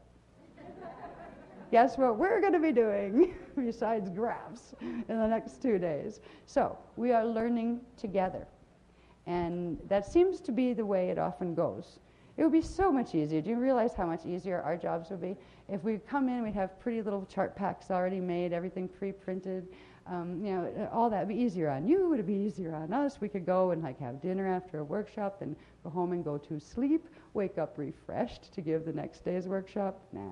See, we're going to be up probably until about 7 o'clock, maybe 8, and then get an hour or 2 sleep, hopefully, and then come in and do the whole day workshop, right? This is how it goes. But that's all right. But I wanted you to realize you will have these techniques. They will be in. But they were waiting for some reason to have the shield together before they were given. And I think it has something to do with, I've noticed this with any of the techniques they've given us that we have before the fact or that we put out on the internet. To get them down in writing means they have to activate in the body. When we pull a code, like I can feel it when Az pulls codes, I mean I pull them too sometimes, but when he's pulling codes, I can feel it and I can see it in objectified version, like, aside from myself, where the frequency has to activate in his body before he can get the translation of the code. So I think what they're doing in waiting for to give us what the technique runs are specifically, we'll activate, and we're sitting in the middle of your shield, the group shield. So you'll activate. So you'll get the heaviest dose of the full activation when the information releases. So I think that's part of why it is. But you will get your 2 6-step techniques that go with your Kathara 1 technique. You will learn a lot about your crystal body finally. We get to do crystal body. And hopefully you will find, well, I can only describe it as a sense of joy. It's more than that. There's a frequency behind this information about the Shona versus the Chalet light fields. There's a joy in this. There's like a pregnant pause, you might want to call it, that just has a profound feeling, and I can just get little bits of that feeling that are like ecstatic. And I think the more we bring those frequencies into the body, the more that feeling of ecstasy in being comes into our body. Somebody wrote a book once. It was called Ecstasy as a Frequency. I haven't read the book, but I saw the title. And I forget what it was, the lady with blonde hair, long blonde hair. Thank you. Yeah, I remember thinking, yeah, that's a good title. She's right. Didn't have time to read the book, though. But we're beginning to bring back the ability to know ecstasy in its purest sense, in the sense of feeling the living life of Source within us, and us as composed of that living light. So there's a lot more we're going to learn together over this weekend. I don't know what time it is. I can just keep going until I fall over, technically. Okay. You want to run that technique tonight? Yeah. Yeah, I was going to go through this, wasn't I? I could do this another time, yeah. Okay, what time are we supposed to be done? We're supposed to be done in a half hour, aren't we? 20 minutes. Yeah, I think, actually, we were debating on whether we were going to do this, and I've kind of been, what I try to do when I'm speaking with a group, particularly a mixed group that has new people coming in from Kathara 1 that don't have a lot of the information, and then, the old-timers that know a lot of this stuff and, I make perfect sense to. I'm trying not to lose the new people by talking way over your head. I've talked a bit over your head, but not hugely to the point where hopefully you're not totally lost. But I was thinking about doing this technique. It was the one, some of you might have already done it. It was put out on the internet, but it's much, much stronger when it's done in collective. With the group shield, everybody amplifies everybody else. Now, it's a technique that if you're just coming from Kathara 1, we refer to centers and stuff in there, that one, don't we? Yumis and things, yeah. All right, if you're coming in from Kathara 1, try to follow along with the technique and don't worry about it because your fields won't activate it yet. You can get the imprint set, but it won't activate till after you do flame body activations, which would be tomorrow night. But for the people who are here that have been working any of the flame body, any of the Lotus breath technologies, even doing Maharic seal for a while, will give you enough where you can start to pull in some of these frequencies. If you hear reference to a body part, like an Azure or a Yumbi, and you don't know where it is, just don't worry about it and intend it, and the frequency will know where it is, and you'll learn about that tomorrow. All right, because there are very specific parts of the anatomy sometimes that are used in these. What I will do is, after the technique is run, I will, and again, if you don't want it, anybody, the new people that don't want to participate because you're not quite sure what it is you're activating, that's okay. No problem. You don't have to. You can find out tomorrow what it is, and then you can run it again, on your own or whatever if you want to. What I want to do, though, is I will try to catch up just a little, because we're jumping way ahead by bringing this technique in now, but we're getting guidance to do it. And you feel the frequency coming in the room. It's getting hot already.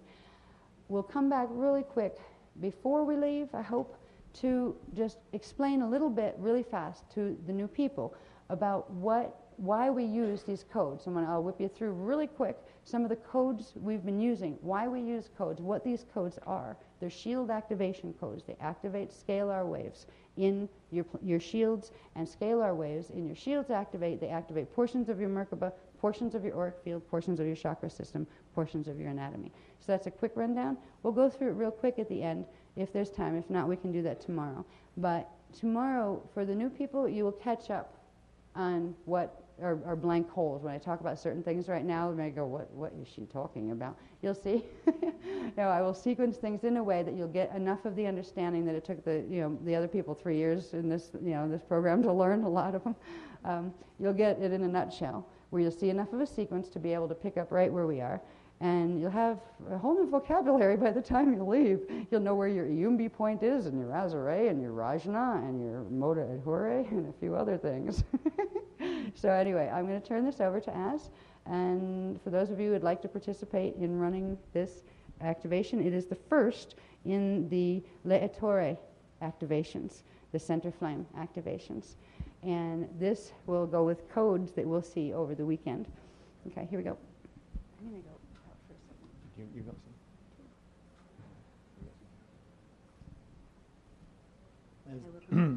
Before we run the technique, I just want to clarify something about the codes that Ash is already beginning to refer to. Those of you that have been around the store over here may have noticed a couple of new codes, the hands, let's call them, together with a very big one, which is the Lotus activation code. I just wanted to clarify that everyone will be given a very high quality black and white copy of all three. And the point I'm making here is that I don't want anybody to think that we're setting it up so you have to buy the color codes. You know, you can't change the fact that the performance, the interrelationship with a color code is optimum relative to a black and white one, but a very high quality black and white will be given to everyone. I can't change the fact that the color ones are expensive to produce. Okay, so we've tried to satisfy all kinds of needs, and we're aware that some people can't afford to buy the color codes, but everyone will have a very high quality black and white one, which for most cases will serve the purpose adequately, better than adequately. Now, having said that, my perception is that in Dublin, when we were doing a kind of a deep technique, and this is a deep technique, where you're going to go on a journey, there was, from my point of view, I didn't realize it, there was a problem with speaker positioning in the room, so that when I start to connect with you all, I actually reflect back to you what you're feeling, so my voice drops. I do not slur.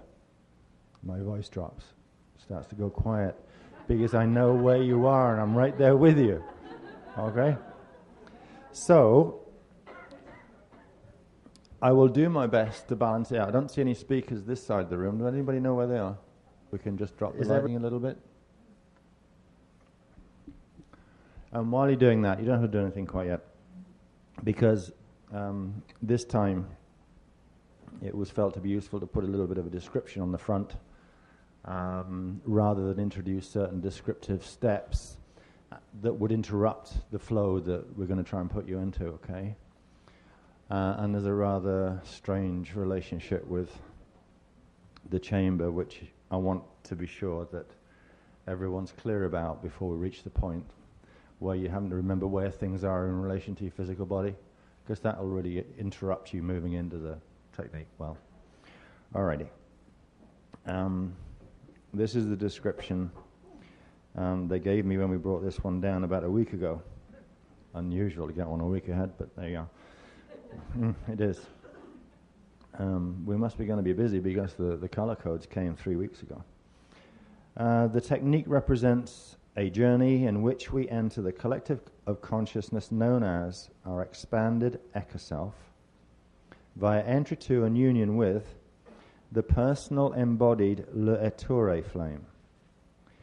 We will project our tiny self out from our bodies through a specific corridor called a Etheric chamber. We will travel up to the chamber door and into the cavern of the Etheric flame. Therein, we will experience the ambience and frequencies associated with this location before issuing the tonal signature request. L'Etheric itwa du et e newa. And that will be given to you again before you actually say it out loud, don't worry. I'm not a pervert. This will be necessary for entry into the flame and subsequent processes and experiences. Aside from the need to utilize intention where visualization is difficult, the only tricky or unfamiliar part concerns visualization of the Etheric chamber corridor. The Etheric chamber corridor for our journey can be described as a spiraling tube which begins with the open mouth of the tube encircling the fingertips of the left hand.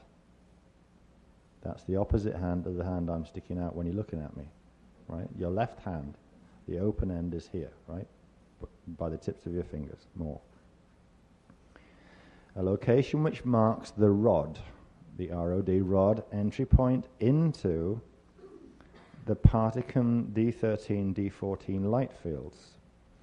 The tube then curves away from the fingertips of the left hand on a horizontal plane. So, from the fingertips, it goes around back of you horizontally, okay, like a mirror image of the rod position through the body, all right? Moves around to the area next to the fingertips of the right hand, okay? So the mouth is over here off these tips. It curves sharply around, goes across your back, comes out to where your right fingertips would be, out here, if you just imagine having your arms out this way. But I'll drop the microphone if I showed you. This right hand location marks the rod exit point from the Particum D14 light field and the entry point to the Party K D14. The tube then bends sharply, sweeping up through your mental space. So it's come around to the right fingertips, and it kind of goes in this sweeping up angle. So it bends and comes angled up to where your mentor would be, just above the shoulder, just off to here, right? Now, you don't have to worry. This isn't plus or minus a 16th of an inch or a millimeter, okay? This is to give you a sense of where your tiny self is going to go when we go in the mouth, whiz around the back, go around the bend, and start flying up here, okay? So you can relate to it. You don't have to see it as a visual picture. It isn't that kind of hyper-anal kind of thing. But you need to know, right, roughly where we're going to go, because we're going to come up over the crown and then go straight up. Okay. Tube bends sharply, sweeping up through your mental space, which is important to note in parens, just out from and above the right shoulder, arcing on up from the mental space through here. So it bends around, comes up this way to above your crown chakra, coming into a perfect rising vertical axis just before chakra 14, 36 inches of your head. So it kind of sweeps up and comes into a straight plane, vertical plane, just below this position, 36 inches above the head at chakra 14. The chamber tube continues to rise on and on and on until its open mouth is anchored in the Party K D14 light field, which holds the seal, aka a doorway, to the Ecka-Core caverns. Okay, so everybody have a sense of what this chamber business is about. All right, everybody comfortable? Everybody happy? Everybody sure which way we're going to point this time? Good. All right. Now, just get yourselves comfortable. Do your final wriggling.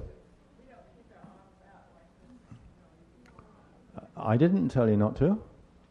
As long as your neighbor isn't offended. Now, look. It reminds me of clone airwave. We've gone past that joke, all right? Where you get a seat and you just flap your arms. You don't have to, sweetheart, no. All right. Yeah. Yeah, when you come whizzing out of where you begin from, you just go through that space, as I will repeat the instruction. I'll describe it over again, right? But now you know what it kind of feels like, what it's supposed to look like. When we come to talk about it the very first time, you're like, oh my God, what's he talking about? Okay, you just go, just like that. Ready now. Serious time. Serious time. If you remind me, I'll tell you a story about the combination of opening fields through exercise, getting a pulse through the grids, looking at someone in a large kitchen that you love to bits, thinking, what the hell's the matter with her? And she's going, regulate your fields. He's going, what? Who, me?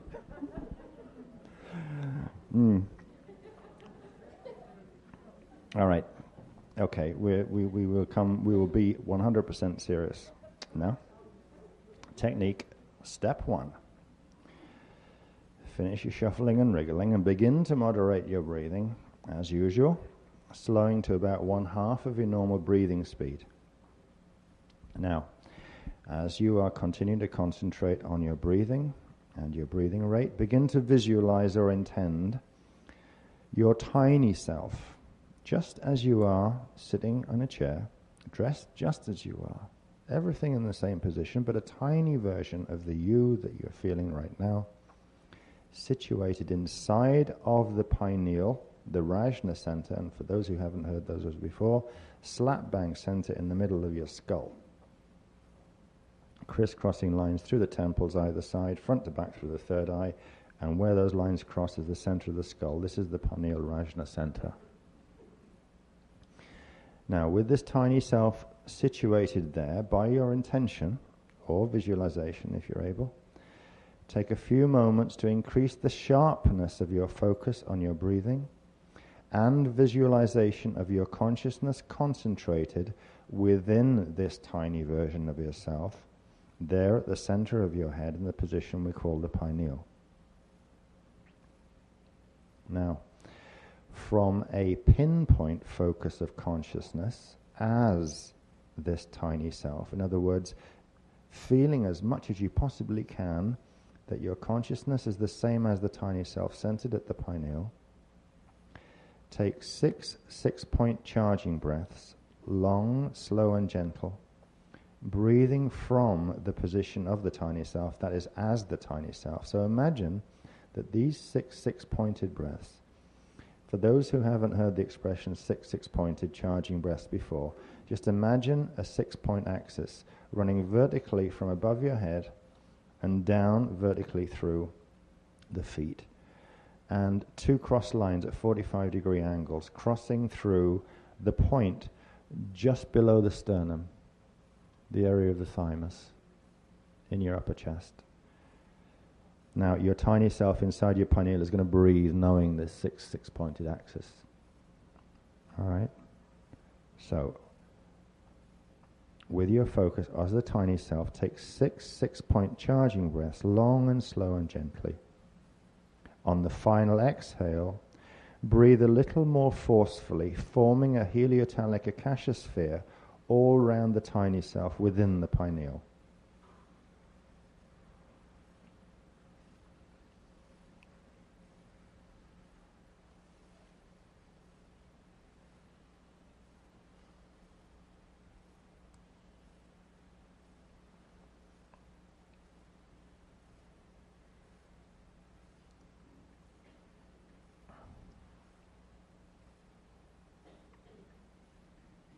Now, continuing to be conscious of and as the tiny self located at the pineal, notice that your astral body arms are outspread horizontally, and take a look down at the left arm and allow the gaze to move on down the arm to the fingertips,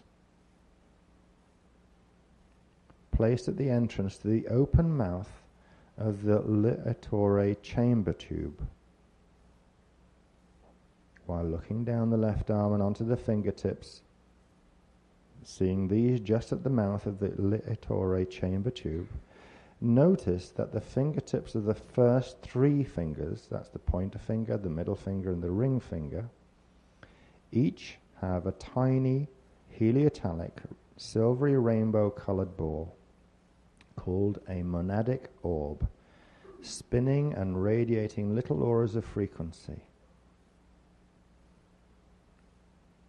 The 3 monadic orbs form a trivecca fold called a shala spark within the etheric body, centered over the 3 fingertips, which emanates living light frequency that illuminates the entrance to the Ecka-Core chamber tube.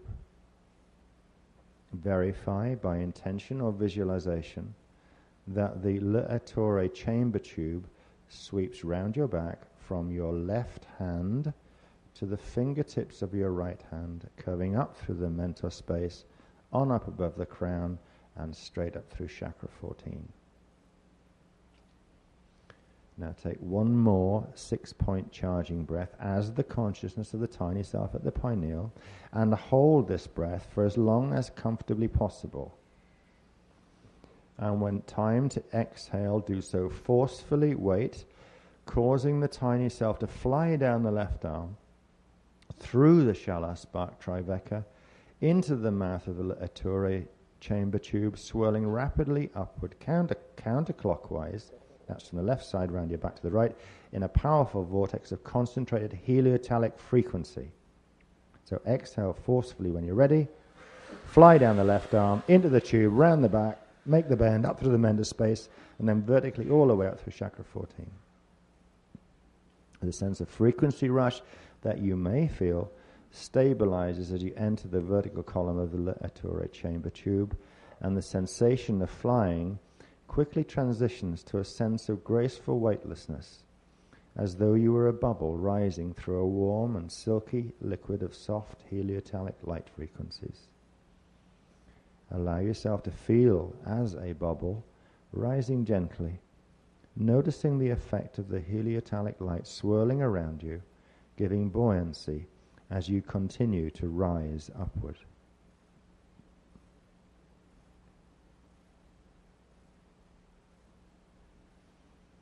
As your journey progresses, you begin to notice that the light emerging around you now begins to change.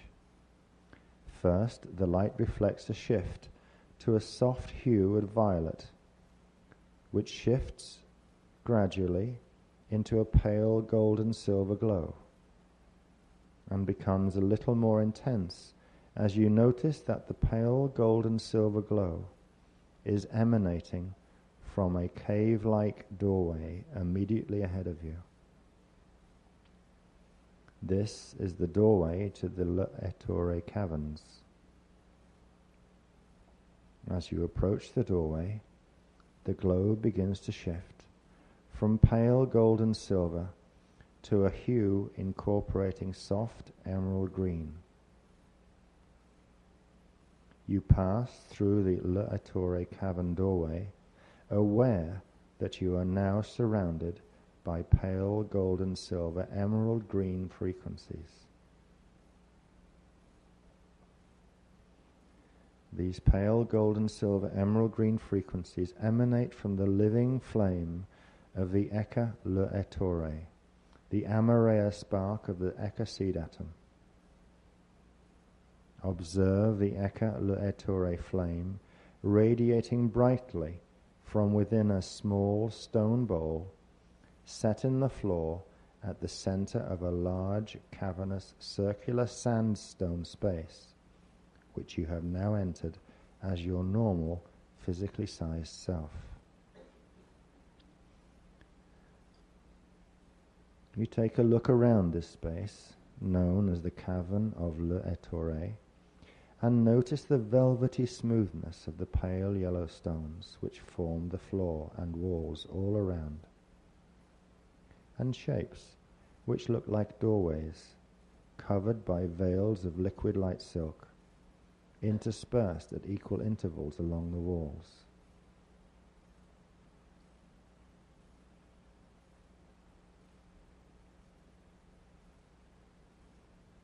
On looking up, you realize that the dome-shaped stone ceiling forms a perfect akasha, the akasha tip rising way, way up above your head.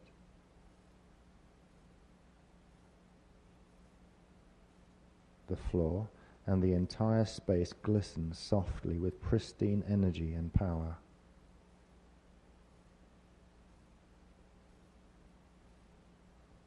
Finally, your focus returns to the Ecka-Core flame in the center of the cavern as you absorb the whole scene.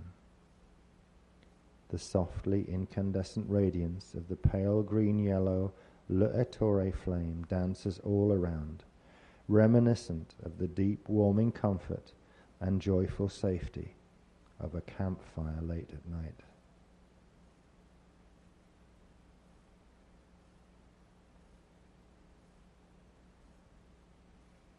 You now begin slowly to approach the Ecka-Core flame, emanating from within the small stone bowl set into the floor.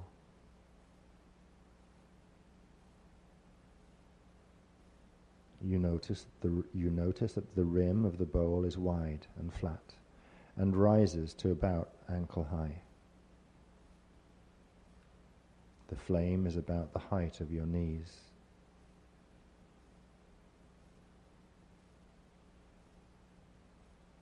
You think to kneel, and you do so comfortably on the rim in front of the bowl.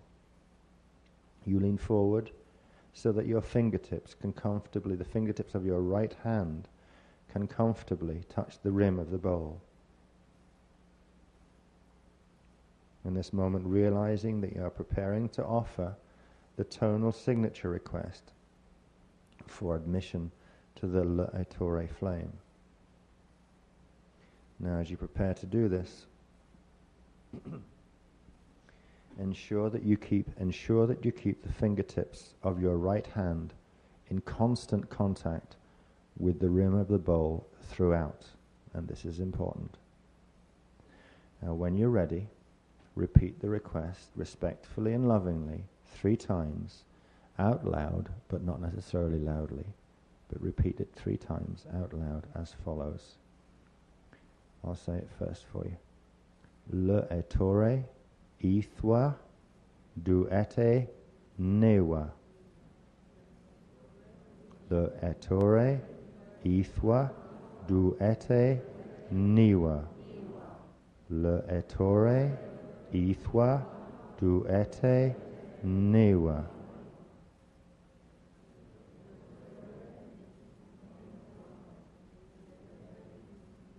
Good, that's fine. The Ecka-Core flame and everything around it, except for the size of yourself, instantly responds to your request and begins to rapidly expand in size to ever-increasing and massive proportions.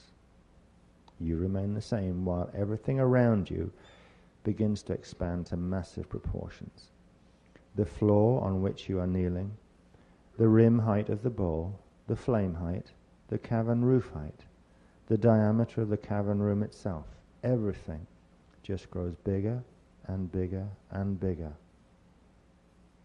until finally you realize you can no longer detect the acacia tip of the domed roof above your head, or even see the bottom below you where the floor once was. Relative to everything around you now, experience yourself as a microscopic particle, tiny person, now kneeling on the huge rim of the Ecka-Core flame bowl. You can now safely walk what would appear to be an empty highway, which is now the massive rim of the huge bowl containing the Ecka-Core flame. As you walk this empty highway, this huge rim of the bowl that was once small, as you do this, notice how the flame looks exactly the same, pale emerald green yellow plumes of light, an acacia-shaped spherical standing wave that looks the same no matter what angle you view it from.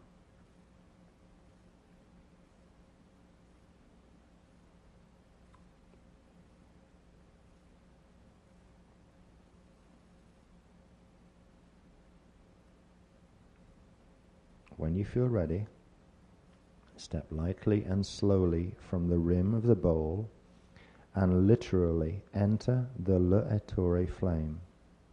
And as you do, recall that you are stepping into the Eka seed atom of your expanded Eka self, your own immense consciousness collective, way beyond all that you presently remember ever being, but which eternally remains all that you have always been and ever will be. As you step forward, notice immediately that the Ecka-Core flame begins to transmute the miasmic detritus, frozen light particles present in your fields as you enter. You may feel a gentle fizziness under your skin, or an occasional soft crackle and pop, as the process of miasmic release and transmutation unfolds.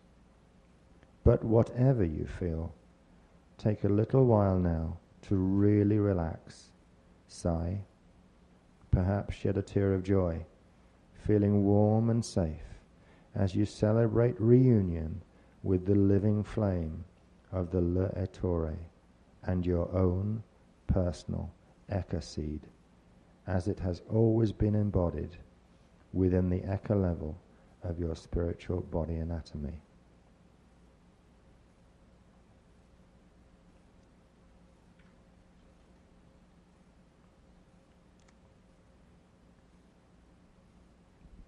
We will leave you to explore quietly for a few moments, a couple of minutes really.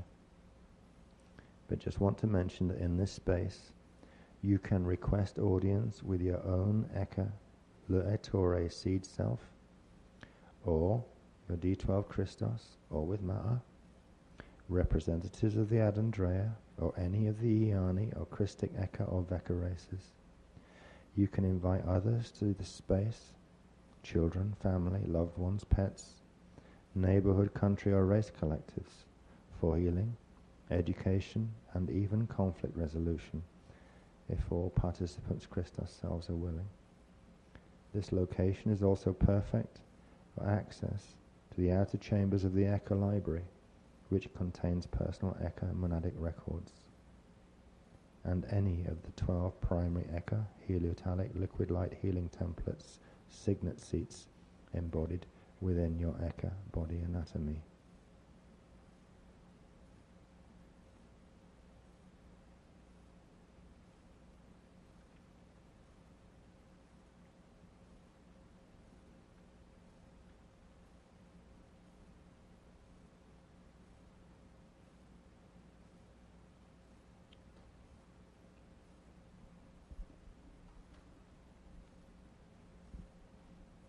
Slowly and gently bring your awareness back toward the center of the L'Ettore flame.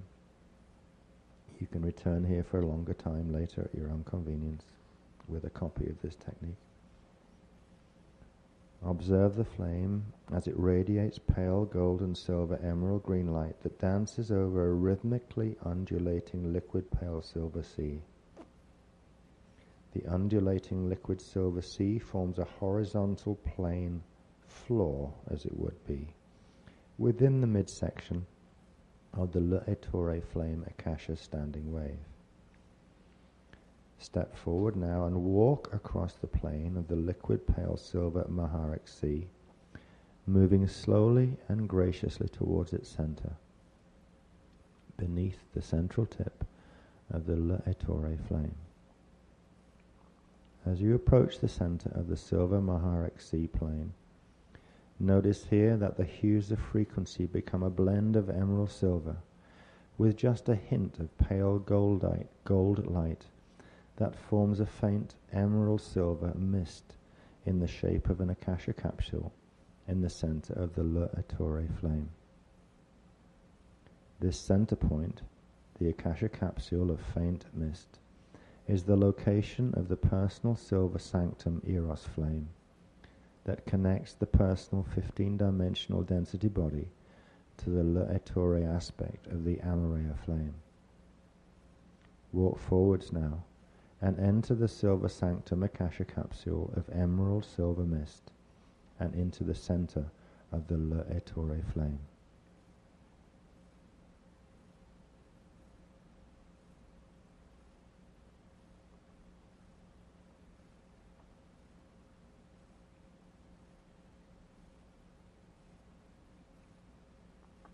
Continue to breathe in a relaxed way for a few moments more.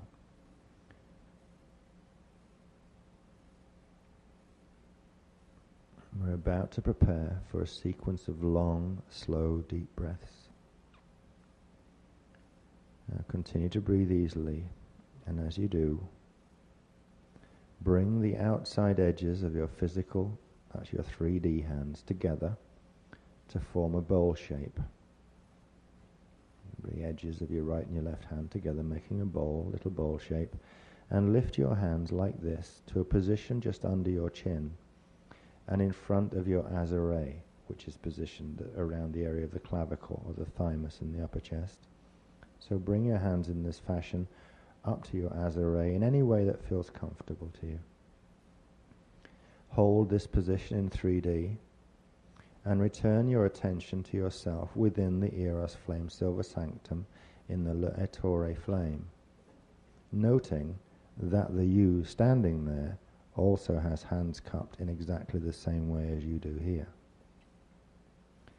Now, next follows is a sequence of 6 breaths, breathing the L'Ettore flame to manifest a 24-point lotus spark of the L'Ettore flame called the Lotum seed.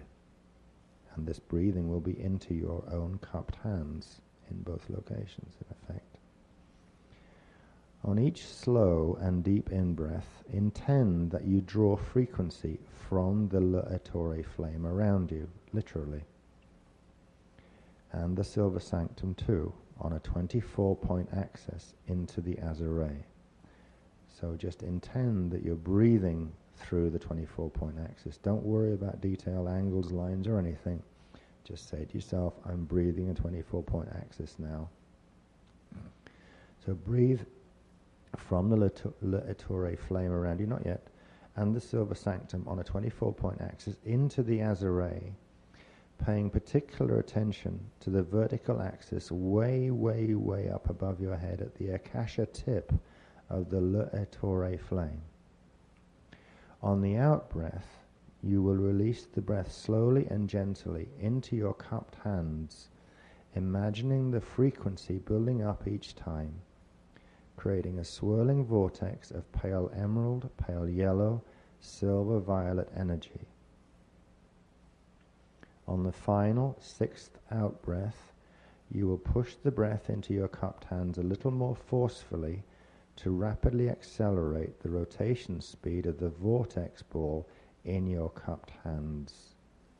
So begin the sequence of 6 breaths, intending that your breathing frequency from the L'Ettore flame and the Silver Sanctum around you, just suck it in. Just imagine sucking frequency on the breath on a 24-point axis into the Azure, and breathe out rather slowly and gently into your cupped hands.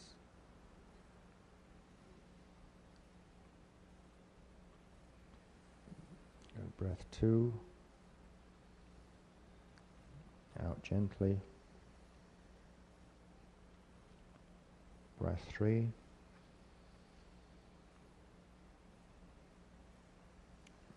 out gently. Breath 4, out gently. Breath 5, out gently. In breath 6, and hold and build frequency a little bit. And the slightly more forceful out breath when you're ready to rapidly accelerate the rotation speed of the vortex ball in your cupped hands.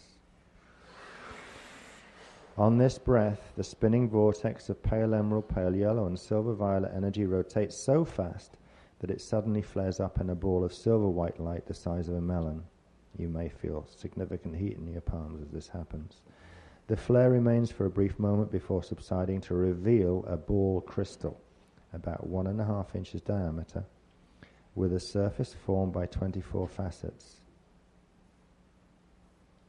On closer examination, you realize that within this crystal lies a lotus flower formed by 24 petals joined at the center. This is known as the Lotum seed.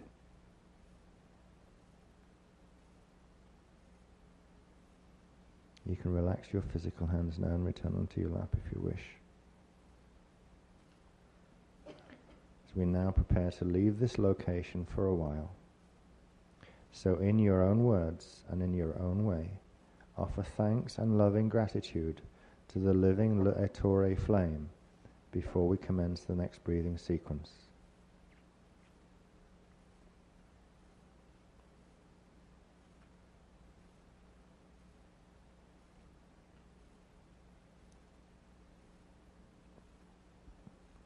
Now, working from the self, within the Etheric flame and silver sanctum, bring there your attention back to the ball crystal and the 24-petal lotum seed in your cupped hands.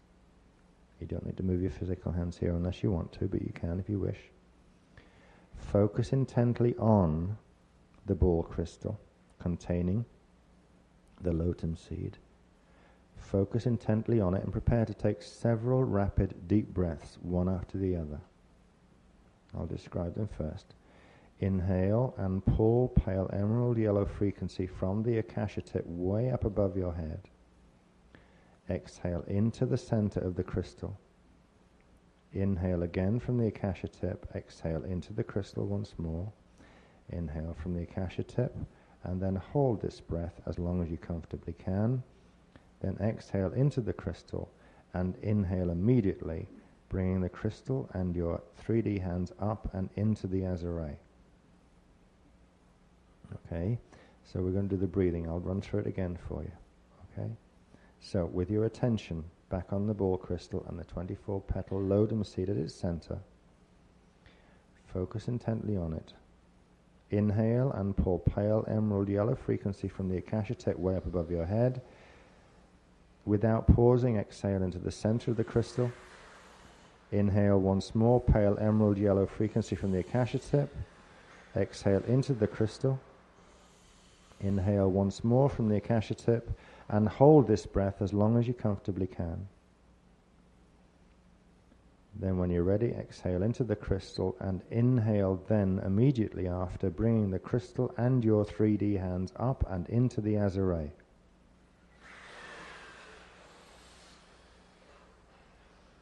Take one final long deep inhale of pale emerald yellow frequency from the tip of the akasha way up above your head, and exhale slow and deeply into the crystal and throughout the azure, embedding the lotum seed crystal firmly within the center of the azure.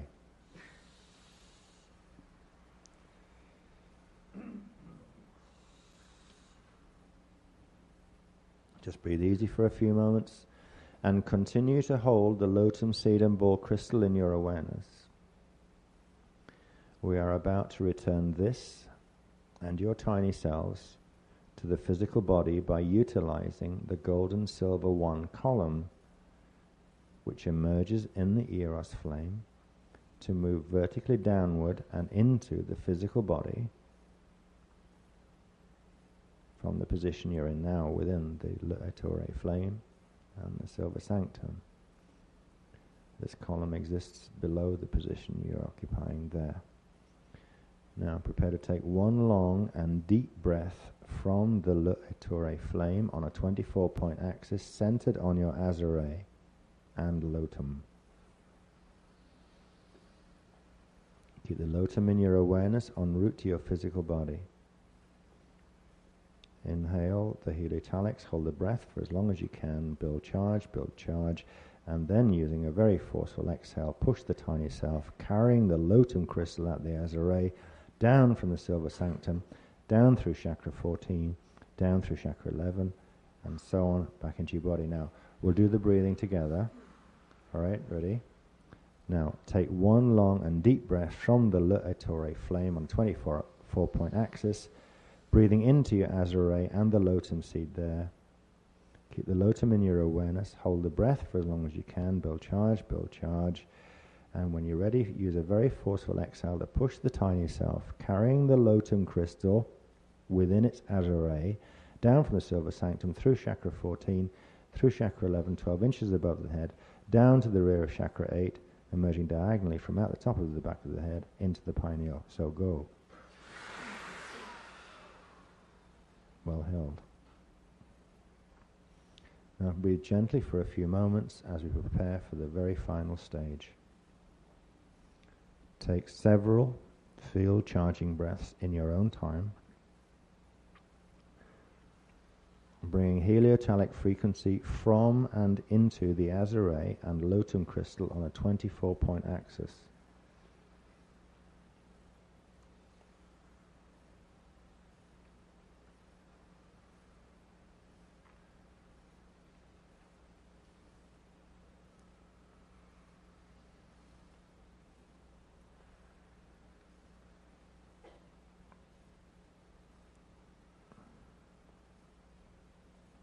take one long, you can do this as I speak, this one. Now take one long, deep heliotalic breath into the lotum seed ball crystal at the Azure. Hold the breath for as long as you can. Then exhale and inhale again rapidly,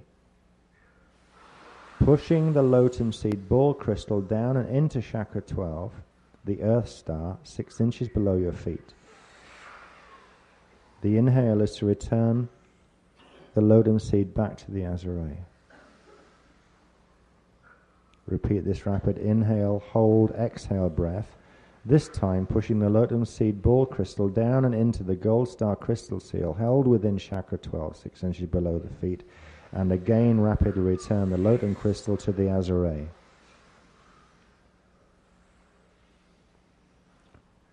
Just pause and breathe easily for a few moments.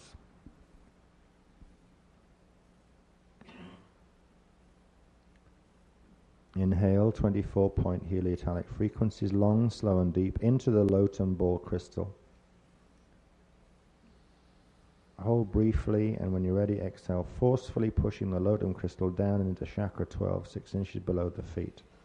Hold after the exhale. Hold, don't breathe in after the exhale. And then breathe one long 24-point heliotalic in-breath with your awareness within the lotum crystal, within the chakra 12 earth star. And exhale deeply and slowly, transferring and embedding the signature imprint of the lotum seed into the earth star, which will progressively transmute miasmic particles of frozen light located there. Now inhale heliotalics into the lotum seed ball crystal on the 24-point axis within the earth star. And then exhale, forcefully pushing the lotum seed down and into the center of earth core. With your attention fixed on the lotum seed ball crystal at the center of earth core, in your own time, draw 6 24-point heliotalic breaths into the lotum crystal, and each time exhale forcefully through the lotum crystal and into earth core. You can start if you want to, that's okay. Each exhale transfers the signature imprint of the lotum seed to permeate the planetary grids, whilst also progressively transmuting miasmic detritus.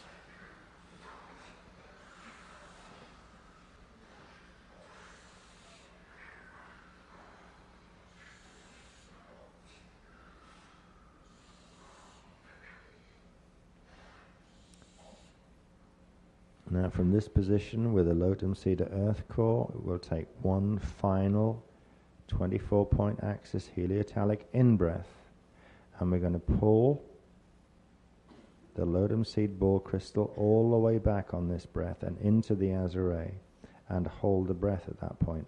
So when you're ready, deep inhale and pull the lotum seed ball crystal all the way back up to your Azure. Hold the breath, build charge in the Azure, build charge. And while leaving the lotum seed crystal in the Azure, when you're ready, exhale forcefully and simultaneously upward through chakra 14, 36 inches above your head, and downwards again to chakra 13 at earth core, simultaneously.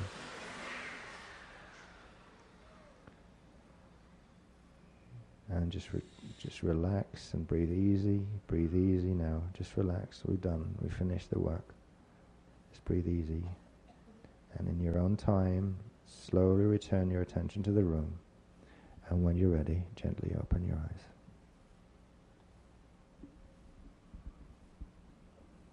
Thank you.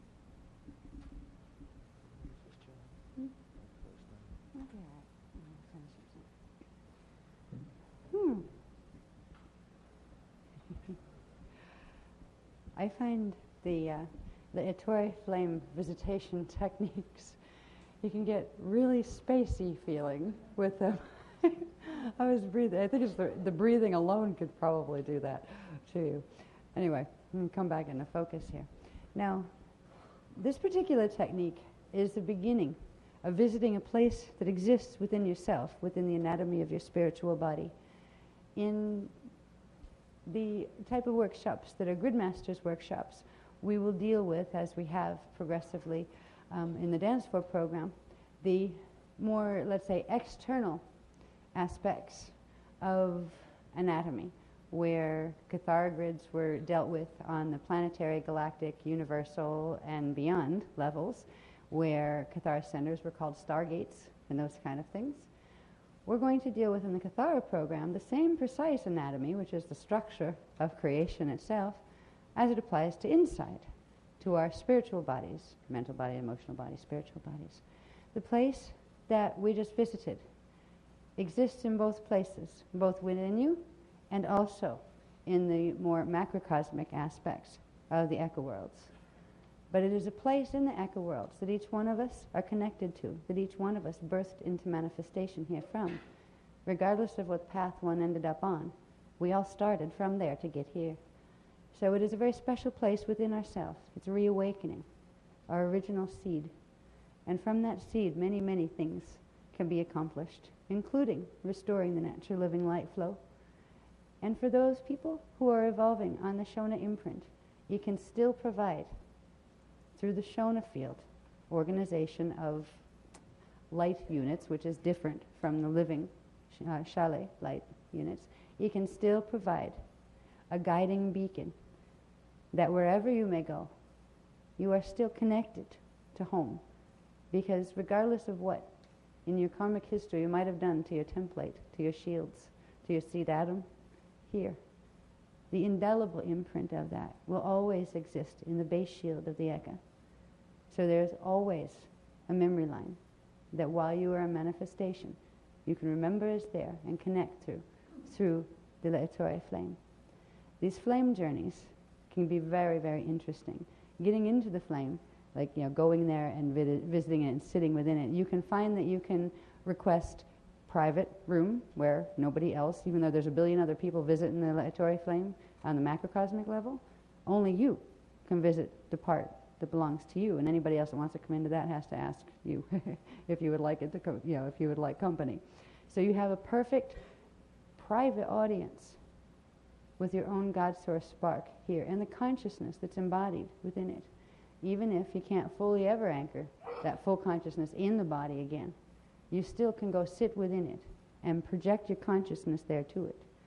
So these are the beginning. There's a comfort in participating in these Etheric flame journeys and they're similar to when we go to the Heliotalic healing water journeys, when we started those, but these are even more powerful when you start to get into them. You can find that it appears to be like an elevator in the center of the flame, of the Akasha flame. You have the sea of pale silver, and then you have this column that on occasion, sometimes Ma will come and visit you there, but sometimes, if you don't want him to, he won't. But this column opens up. It's your gold and silver one column. And there are many stops within the flame. You can go up, and it leads to whole other realms of experience within your own spiritual anatomy and spiritual body levels. You can go down, and it leads you to all sorts of other different places. There tends to be lots of records in the down place. So this is the beginning of a journey. You may find yourself dreaming of the journey where you're actually going in the dream state after you start working with Etheric activation. But it is a private part where each of you and each person, no matter where their incarnational journeys have taken them, each person always has this part of their own anatomy and this direct connection to source that they can go to for comfort, for healing, for understanding, for all sorts of even silly little things. It's okay to ask. That ask and you shall receive thing. If you ask respectfully, it's simply asking respectfully. When you demand stuff, well, I want it this way, you're going to make this happen. Don't ever try to make the flame make something happen for you. There's a whole attitude that's wrong in that. Right? Excuse me, I don't have to. This will be this flame's response, right? Yes, I may be a part of you and you may be a part of me, but I don't like the way you asked, right? That's kind of rude. You're trying to take my power and make it do something instead of co-creating. This flame is a part of you that you co-create with. You say, why don't we do it, may we do this together? Let us do this together. Give it an opinion. Let it have one. It does.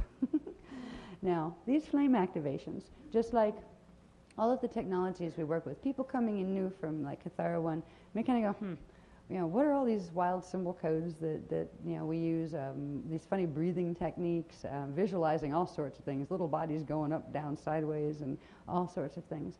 Hopefully in Kathara 1 you've learned enough to realize that we are directing frequency consciously through the images that are being used. They're very specific images, and those images translate into very specific constructs, thought constructs, that serve as platforms for your consciousness to ride into the areas of your anatomy that you need to activate. Your consciousness here is a living spark of frequency. You're bringing that living spark into different areas of the anatomy to wake those up so you can bring those levels of yourself into focus here. There's a lot to say about Kathara healing. It uses some fascinating technologies. It uses sound, it uses light, it uses visualization, it uses breathing.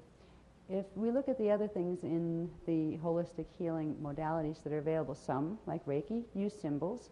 I have not taken Reiki myself, but I don't know if they explain what the relationship of those symbols are to the shields. Do they explain about shields? Because if you're just putting symbols into people, do you know why? What are they doing? If they're creating healing, why? How are they creating healing? Kathara shows you that by showing you that you have these shields. You have scalar standing wave shields that when you put certain symbols, a symbol is a mathematical program. Most systems that use symbols won't tell you that. When you look around here, what you're actually seeing is the dimension 2 light spectrum. All right? Matter as we see it on the outside right now. We're at about third strand activation, 3 to 3.5 DNA strand activation. We will see solid as solid external, what is one dimension below our station of perception. That implies we are seeing between D2 and D2.5 as the manifest reality field here. When you take a symbol on a piece of paper, you are taking something that is visible in the D2 light spectrum. So you are taking D2 frequency and applying it directly through your energy systems into other levels. So we're not just staring at, symbols on a paper. We're taking the literal energy essence, just like Reiki does, and we're putting it in specific places. When we use tones, all of the symbols have tonal equivalents. Eventually there's going to be the Song of L'Ettore. Another son, P-S-O-N-N, is coming, which is, sons are massive tonal activations in the shields that correspond to very specific levels of the multidimensional anatomy. So there's a method to the madness of using symbols and sounds. It's not just because we like to do wacky things. It is a physics technology, an interdimensional physics technology, and you'll see bits of it in all sorts of other healing systems, running energy, using breathing. People who study Kundalini and some of the Eastern philosophies use breathing a lot to direct energy in the body. The breathing is the director of energy in the body. Eventually we'll learn to not only use breathing, but also learn to synchronize heart rhythms, but that'll be a little while later. First we have to clear out the miasmic mess in the body, then we can actually get to the point where, how you hear about yogis who have been doing yoga for 40 years and they learned how to control their heart rhythm and their heart rate, they can slow it down or speed it up. These are all things that once you get command over the physical body, not by dominating it, but by working with it progressively and healing it, you can open up those things and a whole lot more. You can learn to regulate your own body temperature so you don't have to be cold if it's cold in the room or hot if it's hot in the room. You can learn to not need food. You can learn to not need water. You can learn to not need air temporarily. But the human body was designed, even in its immortal state, to breathe light through the air. Finally, the air is learning to carry light again on this planet. When we talked about the Shona light fields, they have an equivalent in terms of atomic structure and how it manifests here. For ages now, oxygen on this planet that the human body breathes was not able to carry the living light fields. It carried Shona light. If the atoms around you can't carry it, and you're breathing those in, you're not going to be able to get the nourishment of the living light. You're not going to be able to be a breatharian directly. Notice breatharians, there are some people who try their best because they remember what it meant to be a breatharian. They tend to get very, very skinny because their bodies are depleting because they're not getting enough Manet frequency, direct energy frequency coming in on the electrical currents from the air. This is changing. As the light changes on this planet and the living light fields begin to come in again, we are progressively getting the oxygen, some of the oxygen molecules will begin to be able to carry the living light sparks, and we will begin to breathe those in. So the breathing will become important as we move forward with the technologies. Every aspect of the anatomy is actually important. So what we'll do with the technologies is we'll explain to you this weekend about the lodum and all of those things so you understand what that part of your anatomy is, and enough about the living light fields. We'll be getting stuff on this for 3 years probably, because there's a lot of complicated stuff about forms of electromagnetic waves and how they're supposed to interact at what angles and that kind of stuff that we're not going to do this time because it's too complicated. I'm just learning it. But we're going to learn what is most important first so we can use it. And then we'll see what that's connected to and learn the next step. So we'll go from, like, maybe muscle building and breathing, into Etoure journeys, those kind of things. All of these technologies fit together. It is a very rational program that you'll find that when the detail is explored in these programs, which sometimes we don't have time to do in a 2-day workshop, we're not here anymore to prove to people that this paradigm is legitimate. There's enough written already in the dance floor programs and the whole bit to prove it to yourself. Go investigate them, But for those of you who already know, and most of you probably would or you wouldn't show up, why bother coming if you don't think that there's actually something to it? There's ways to get very far that you could spend 20 years learning certain things to get to the point where you could do something when the something was easy. We'll try to give you as much information so you know what you're doing, but where you don't have to spend 20 years before you can do a technique that's actually really simple. By the end of this workshop, we should be able to, the group shield, because whenever people are together anywhere, they create what's called a group shield. Some of you know that, some of you might not have thought about that before. But whenever you're in an elevator with people, you temporarily have a group shield with the people in that elevator. Whenever you're at work, you're in a group shield. We're always in a group shield. Now, group shields, when we're working with live frequencies, bringing in live frequencies, makes those frequencies available to other people. So you'll be able to, we're going to activate group shield, the Etoure flame frequency in the group shield. If any of you don't want that until you figure out if I really trust this or not, just say so. And those frequencies will not enter your own personal part of the group shield. You have the control over what comes in and what goes out in your bodies. So that will always be respected in Christic pursuits. You won't be tricked into activating something you don't want to activate or anything like that. By the time we leave on Sunday, I'm going to be very tired, but hopefully very happy in knowing that I've been able to convey to you some of the significance of this knowledge. As this was coming through, these transmissions, like I said, these were tough ones. We had to really, really prepare the bodies to bring in just the transmission itself, right, before we could teach it. So there's these bursts of excitement on certain things, about the lodum crystal, about the living light, about what the arcs are supposed to look like and what are these lotus things anyway, that kind of stuff that really put pieces together. And it brings us just to another level, the next level of control and being able to direct consciously and participate with directly our higher spiritual identities, our Christic identities, and our seed identities at this point. These programs are interesting because there will be the healing level of it, because all this has to do with how your body is going to handle frequency between now and 2012. Whether it's going to begin resonating fully with Shona light fields, where it takes you on one path of evolution, or whether it's going to progressively be able to bring in the Shale light fields that will allow you to progressively activate into what's called the bridge zone evolutionary path and into Christic re-evolution, into the Christic seed atom. So this is the beginning of reclaiming the bodies, and it's also the beginning for some people that come in on just the Kathara healing might not have, most of you probably have, but some of you might not have even thought of the concept of ascension, oh, that wacky term, Well, in our master's programs, we've dealt with that intensively. It's not just a vague term that you pray to something and it makes you pop up in the sky and disappear and you went home to God stuff. We teach you about stargates, about what ascension really is and all of that. These technologies in Kathara are also the beginning technologies that we will need to get your body through a stargate. They're not a guarantee that you will. It depends. Each of us has our own karmic imprint. Each of us has our own stuff to clear in our shields. But these are the beginnings of breathing in and being able to take in the living light. Just let me know that one of the techniques that we'll get on for Sunday has to do with opening the cells, of beginning inside the cell. There is the dormant potential in the etheric pattern for every cell, the ability to open little tiny Etoure flame sparks. We're going to begin to breathe. It's called cellular breathing. This is news to me too, by the way. Somewhere in ancient times I knew this stuff, but it was just like, oh yeah, I remember that, I just mentioned it. I didn't know that before we walked in here. So we're going to be learning the beginnings of cellular breathing.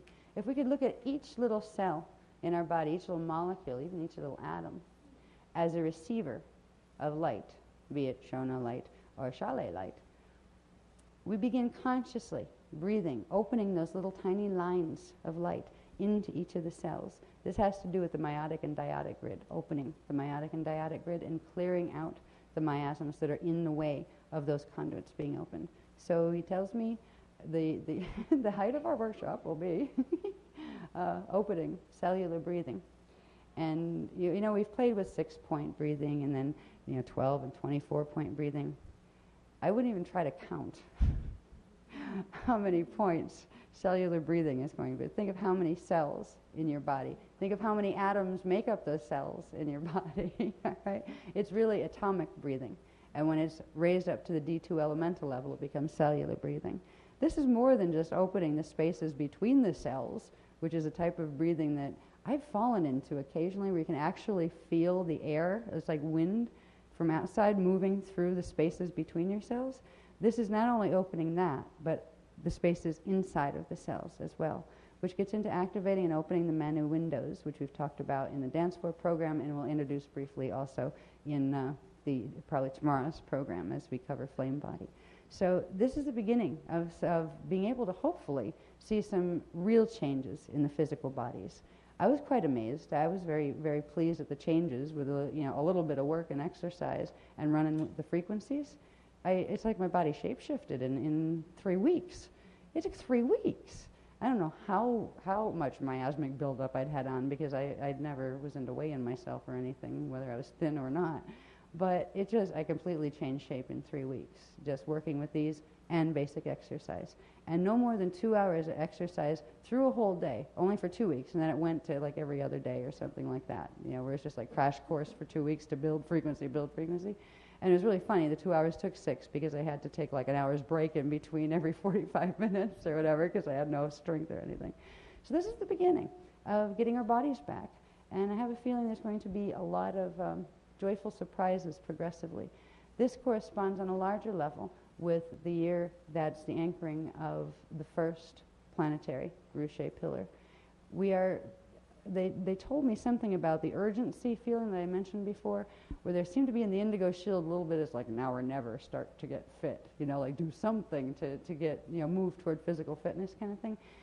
This has to do with seed atoms and rates of spin, because I think some of this is going to be introduced probably in Kathara 4 and some before that in California and in May, and probably in the August workshop as well.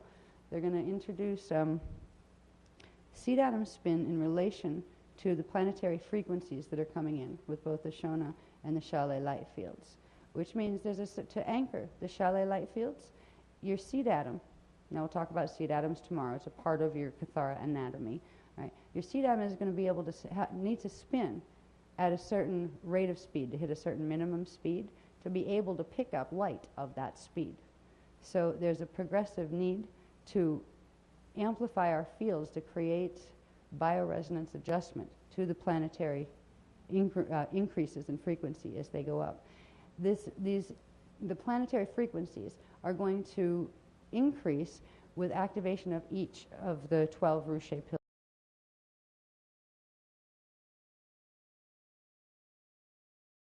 If I'm losing you, don't worry about it. It is information.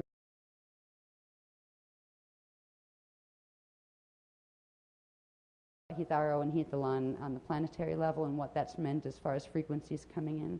And that right now we're in what's called the Ruche reset cycle, where the 12 Ruche pillars that you'll learn about tomorrow on the personal level are actually resetting on the planet progressively, each one bringing in a higher level of frequency of the Shale light fields.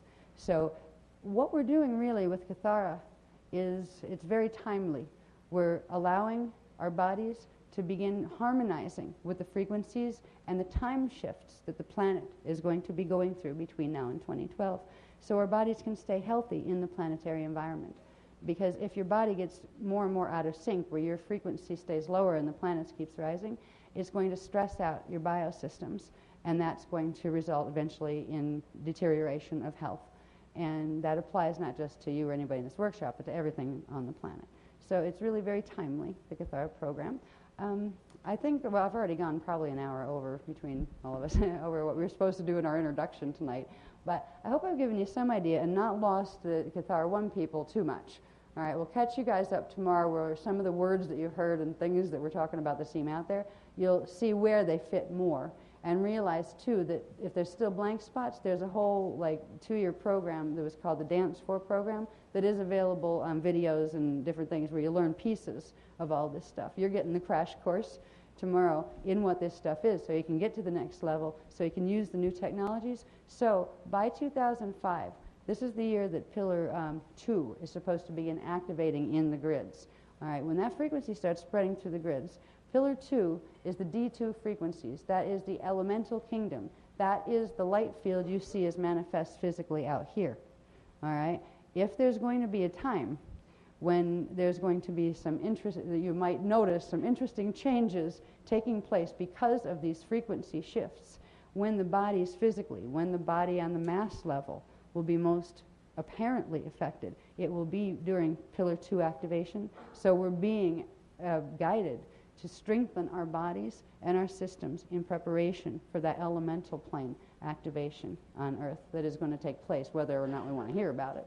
So this is the beginning preparation for 2005, and by then it will assist us in helping not only ourselves to be immune to, let's say, any negative effects of the frequencies coming into planet, but progressively more immune, but will also help the entire planetary population, because our shields are linked to the planetary shields. And if we bring in the higher frequency and stabilize it, it will begin to stabilize through the planetary shields and be available to the plants, the minerals, the rocks, the everything, other people, human beings, every race on the planet. So we're helping the planet and we're helping everything else on it as we're helping ourselves.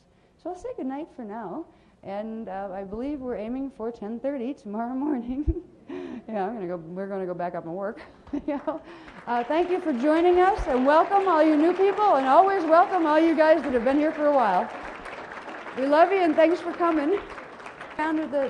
Before you leave, on the way out perhaps, can we do the Maharata song, please? Thank you, just to amplify the fields. Yes. I want to tell people to come here at 10 tomorrow if they want to help us set frequency by singing and doing some LTR grids. Okay, you can ask them to do that, yeah. Okay. All right, and but Susan, okay, we just have a quick announcement. For those that want to help us start setting the frequency tomorrow before the workshop, if you want to be down here at 10 o'clock, and we'll do some LTR grids and some singing to set the shields. Okay, and at 9:30 we'll be doing level 1 and 2 ordinations. So those that want to be ordained and those that those that want to do the ordaining, if you can get with Mary Lou there and sign up, and we'll see you all tomorrow. So here's Ash. Thank you. It's so wonderful to watch, because now the workshops aren't just about us. There's all sorts of people that are doing all sorts of compatible things. It's really lovely. The indigo shield is rising. All right. Anyway, a quick on the way out Maharata song, just to perk your fields up for the evening. And it'll also help any of the newcomers that did run the Ettore activation. This will help you to begin to actually get the frequencies in the shield. Okay, if you want it. All right. Anyway, where's our voices here? One, two, three. Maharata Kumbai Vectors Shana tu in Nevukai Niblium by Vectai Mahapai Vectai Honoreon Amor Isteante Isatrasha Heva Patateuma Ashelamdra Eja Intedore Sharayore Akumtan Akumtan Sharayore Akumtan Akumtan Sharayore Akumtan.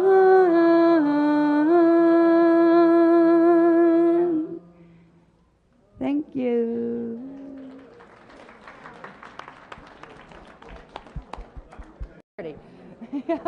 Anyway. Well, what we're waiting for at the moment are the graphs coming back from Kinko's, the sequence of graphs that we're going to be using today. I've been up all night getting those ready. There's a whole series of pictures that people need to see in sequence before I can even introduce the information on the Lotus, because there are specific processes and interrelationships of anatomy parts, interdimensional anatomy parts, that if you don't understand how certain parts work, you're not going to have a clue as to what I'm talking about when we introduce the Lotus. The Lotus diagrams we'll probably introduce this evening. So what we're doing is, as usual, we're playing with the schedule, but it's not out of control like it often gets when we get, security transmission. This is, we're going to run to lunchtime with the morning session. Then, instead of having the makeup or catch-up class in the evening, that's going to be done after lunchtime for the people who want to do that. We're going to come back in at 6:30 and go till about 10:30. All right, so you're not going to get kept up until 2 in the morning or any of that kind of stuff. But what it does is it gives me time to get the next sequences of graphs done. We didn't get the sequence on the graphs until last night. And it was explained that part of the reason for this is when we're coming into especially a mixed group of people, where you have people who know a lot about the material and people who don't know a whole lot about the material, there's a very specific thing called a shield pulse. And it's kind of interesting because tomorrow we're going to be learning more about shield pulses, because we're going to do base shield bonding and using base shield rhythms, which are pulses. Now, every person's shield has its own pulse, and every group shield has its own pulse. The pulse is literally sets of flash line sequences that are the average mean of the pulsation rhythm of everybody's shields put together. They've explained, Ma has explained, that oftentimes they'll wait until we're in group presence before they will give the information, certain types of it, because we need to catch the pulse. Once I'm with you, I can feel the pulse of the shields enough where I can look at 100 diagrams and feel the pulse of how it would move with them. Where the diagrams would be used a different way, with, say, an advanced class where everybody knew, all sorts of heavy technicals, it would be a very, very, very fast pace. If we use that pulse, when you have a mixed audience where you have people that are just coming in on Kathara 1 and that kind of thing, we're going to lose them automatically. And that's going to be very unpleasant. So what we've done is, and it's like I didn't plan this, they did. Last night we were given the information after we were with you because we had the pulse, the feel of how we needed to work this. Some of the diagrams you're going to see, a lot of them, are you've seen either in whole or in part, people who've been with the program for a while. But you're going to see them in a sequence that pertains directly to Kathara 2 and how they're to be used if you're ever going to teach this, or how if you ever want to explain this to anyone, including a client, if you want to understand basically how to put parts together to say, okay, this is what this is about. All right, we're going to show you those sequences, and they will bring everybody up to par where we can introduce the more complicated diagrams that have to do with the Lotus. The Lotus diagrams were brutal. You'll see them this evening, at least the ones that are done. I think I have about 15 or 20 of them done. They were just extremely challenging to take down. There was so much detail to them that you couldn't even see. By the time you got one translated, you couldn't even see what was on the page because there were so many layers of information on top of each other.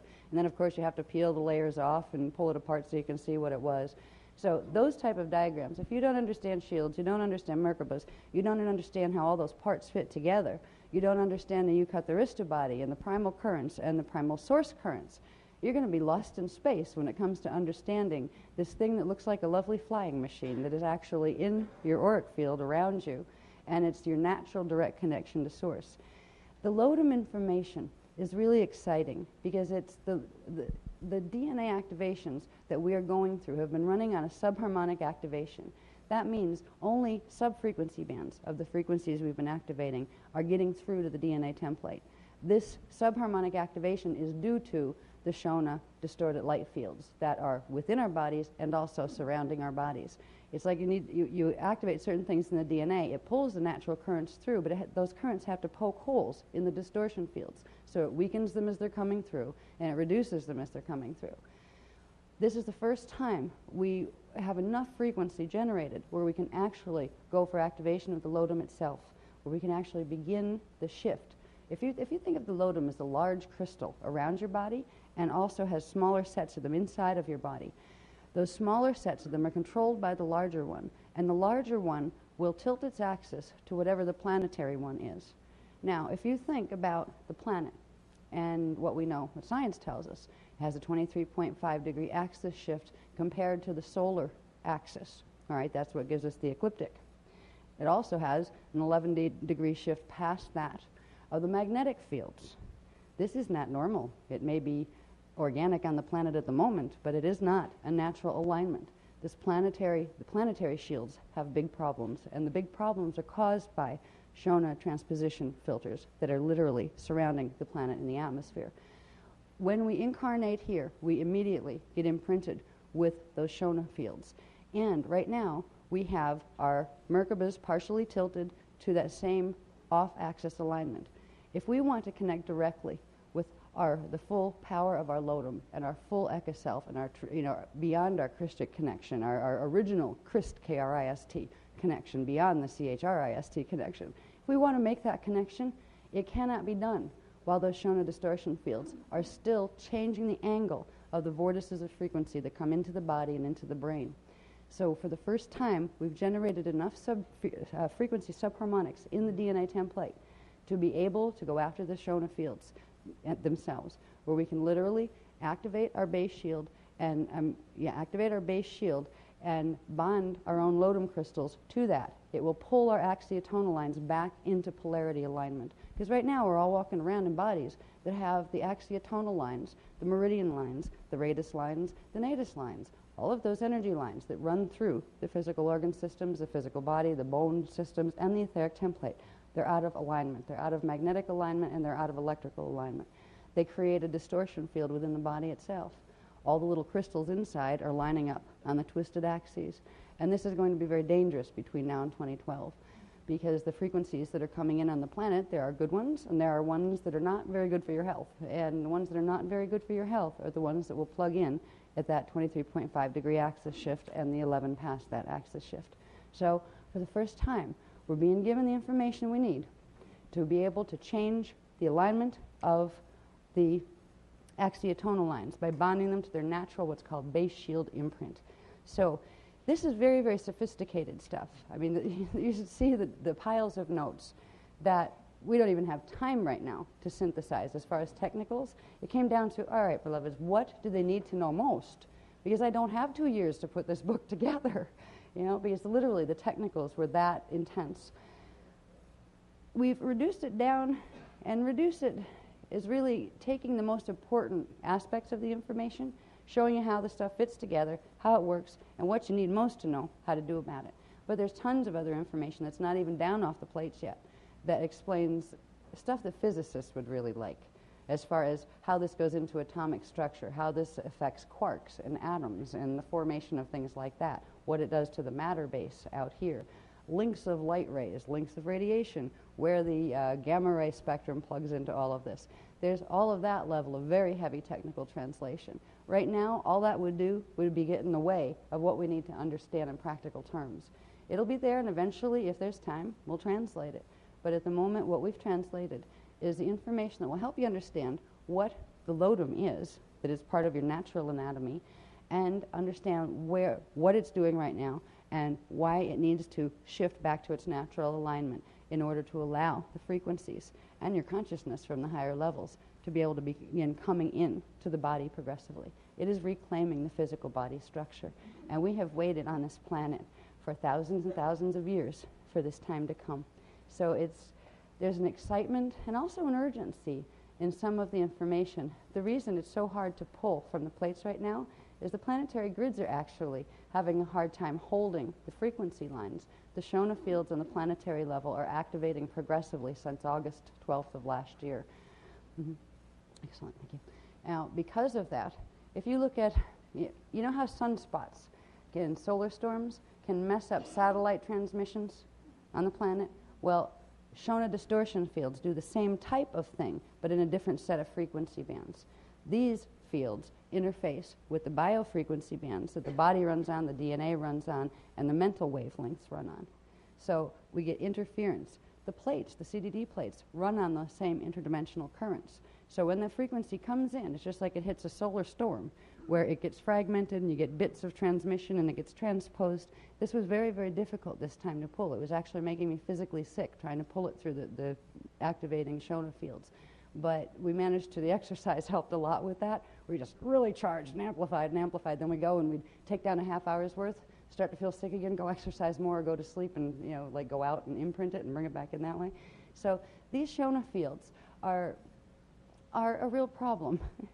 If you're a person who knows anything about the portions of the New Age movement that are into the UFO stuff, there's talk in those circles about certain technologies that are being used, psychotronics and these kind of things. They have different names and labels for them. What they're talking about are the transmission grids of these Shona light fields.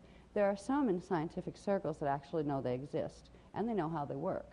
Usually the ones that know that are part of the World Management Team crew and have helped to create them. There are other people presently on planet that are helping consciously to create them, except they think they're creating something good. There are people that are working with certain Merkaba technologies that are feeding and activating progressively the Shona fields on the planetary level. What we're doing in building protection within our bodies, we are also helping to build it within the planetary body.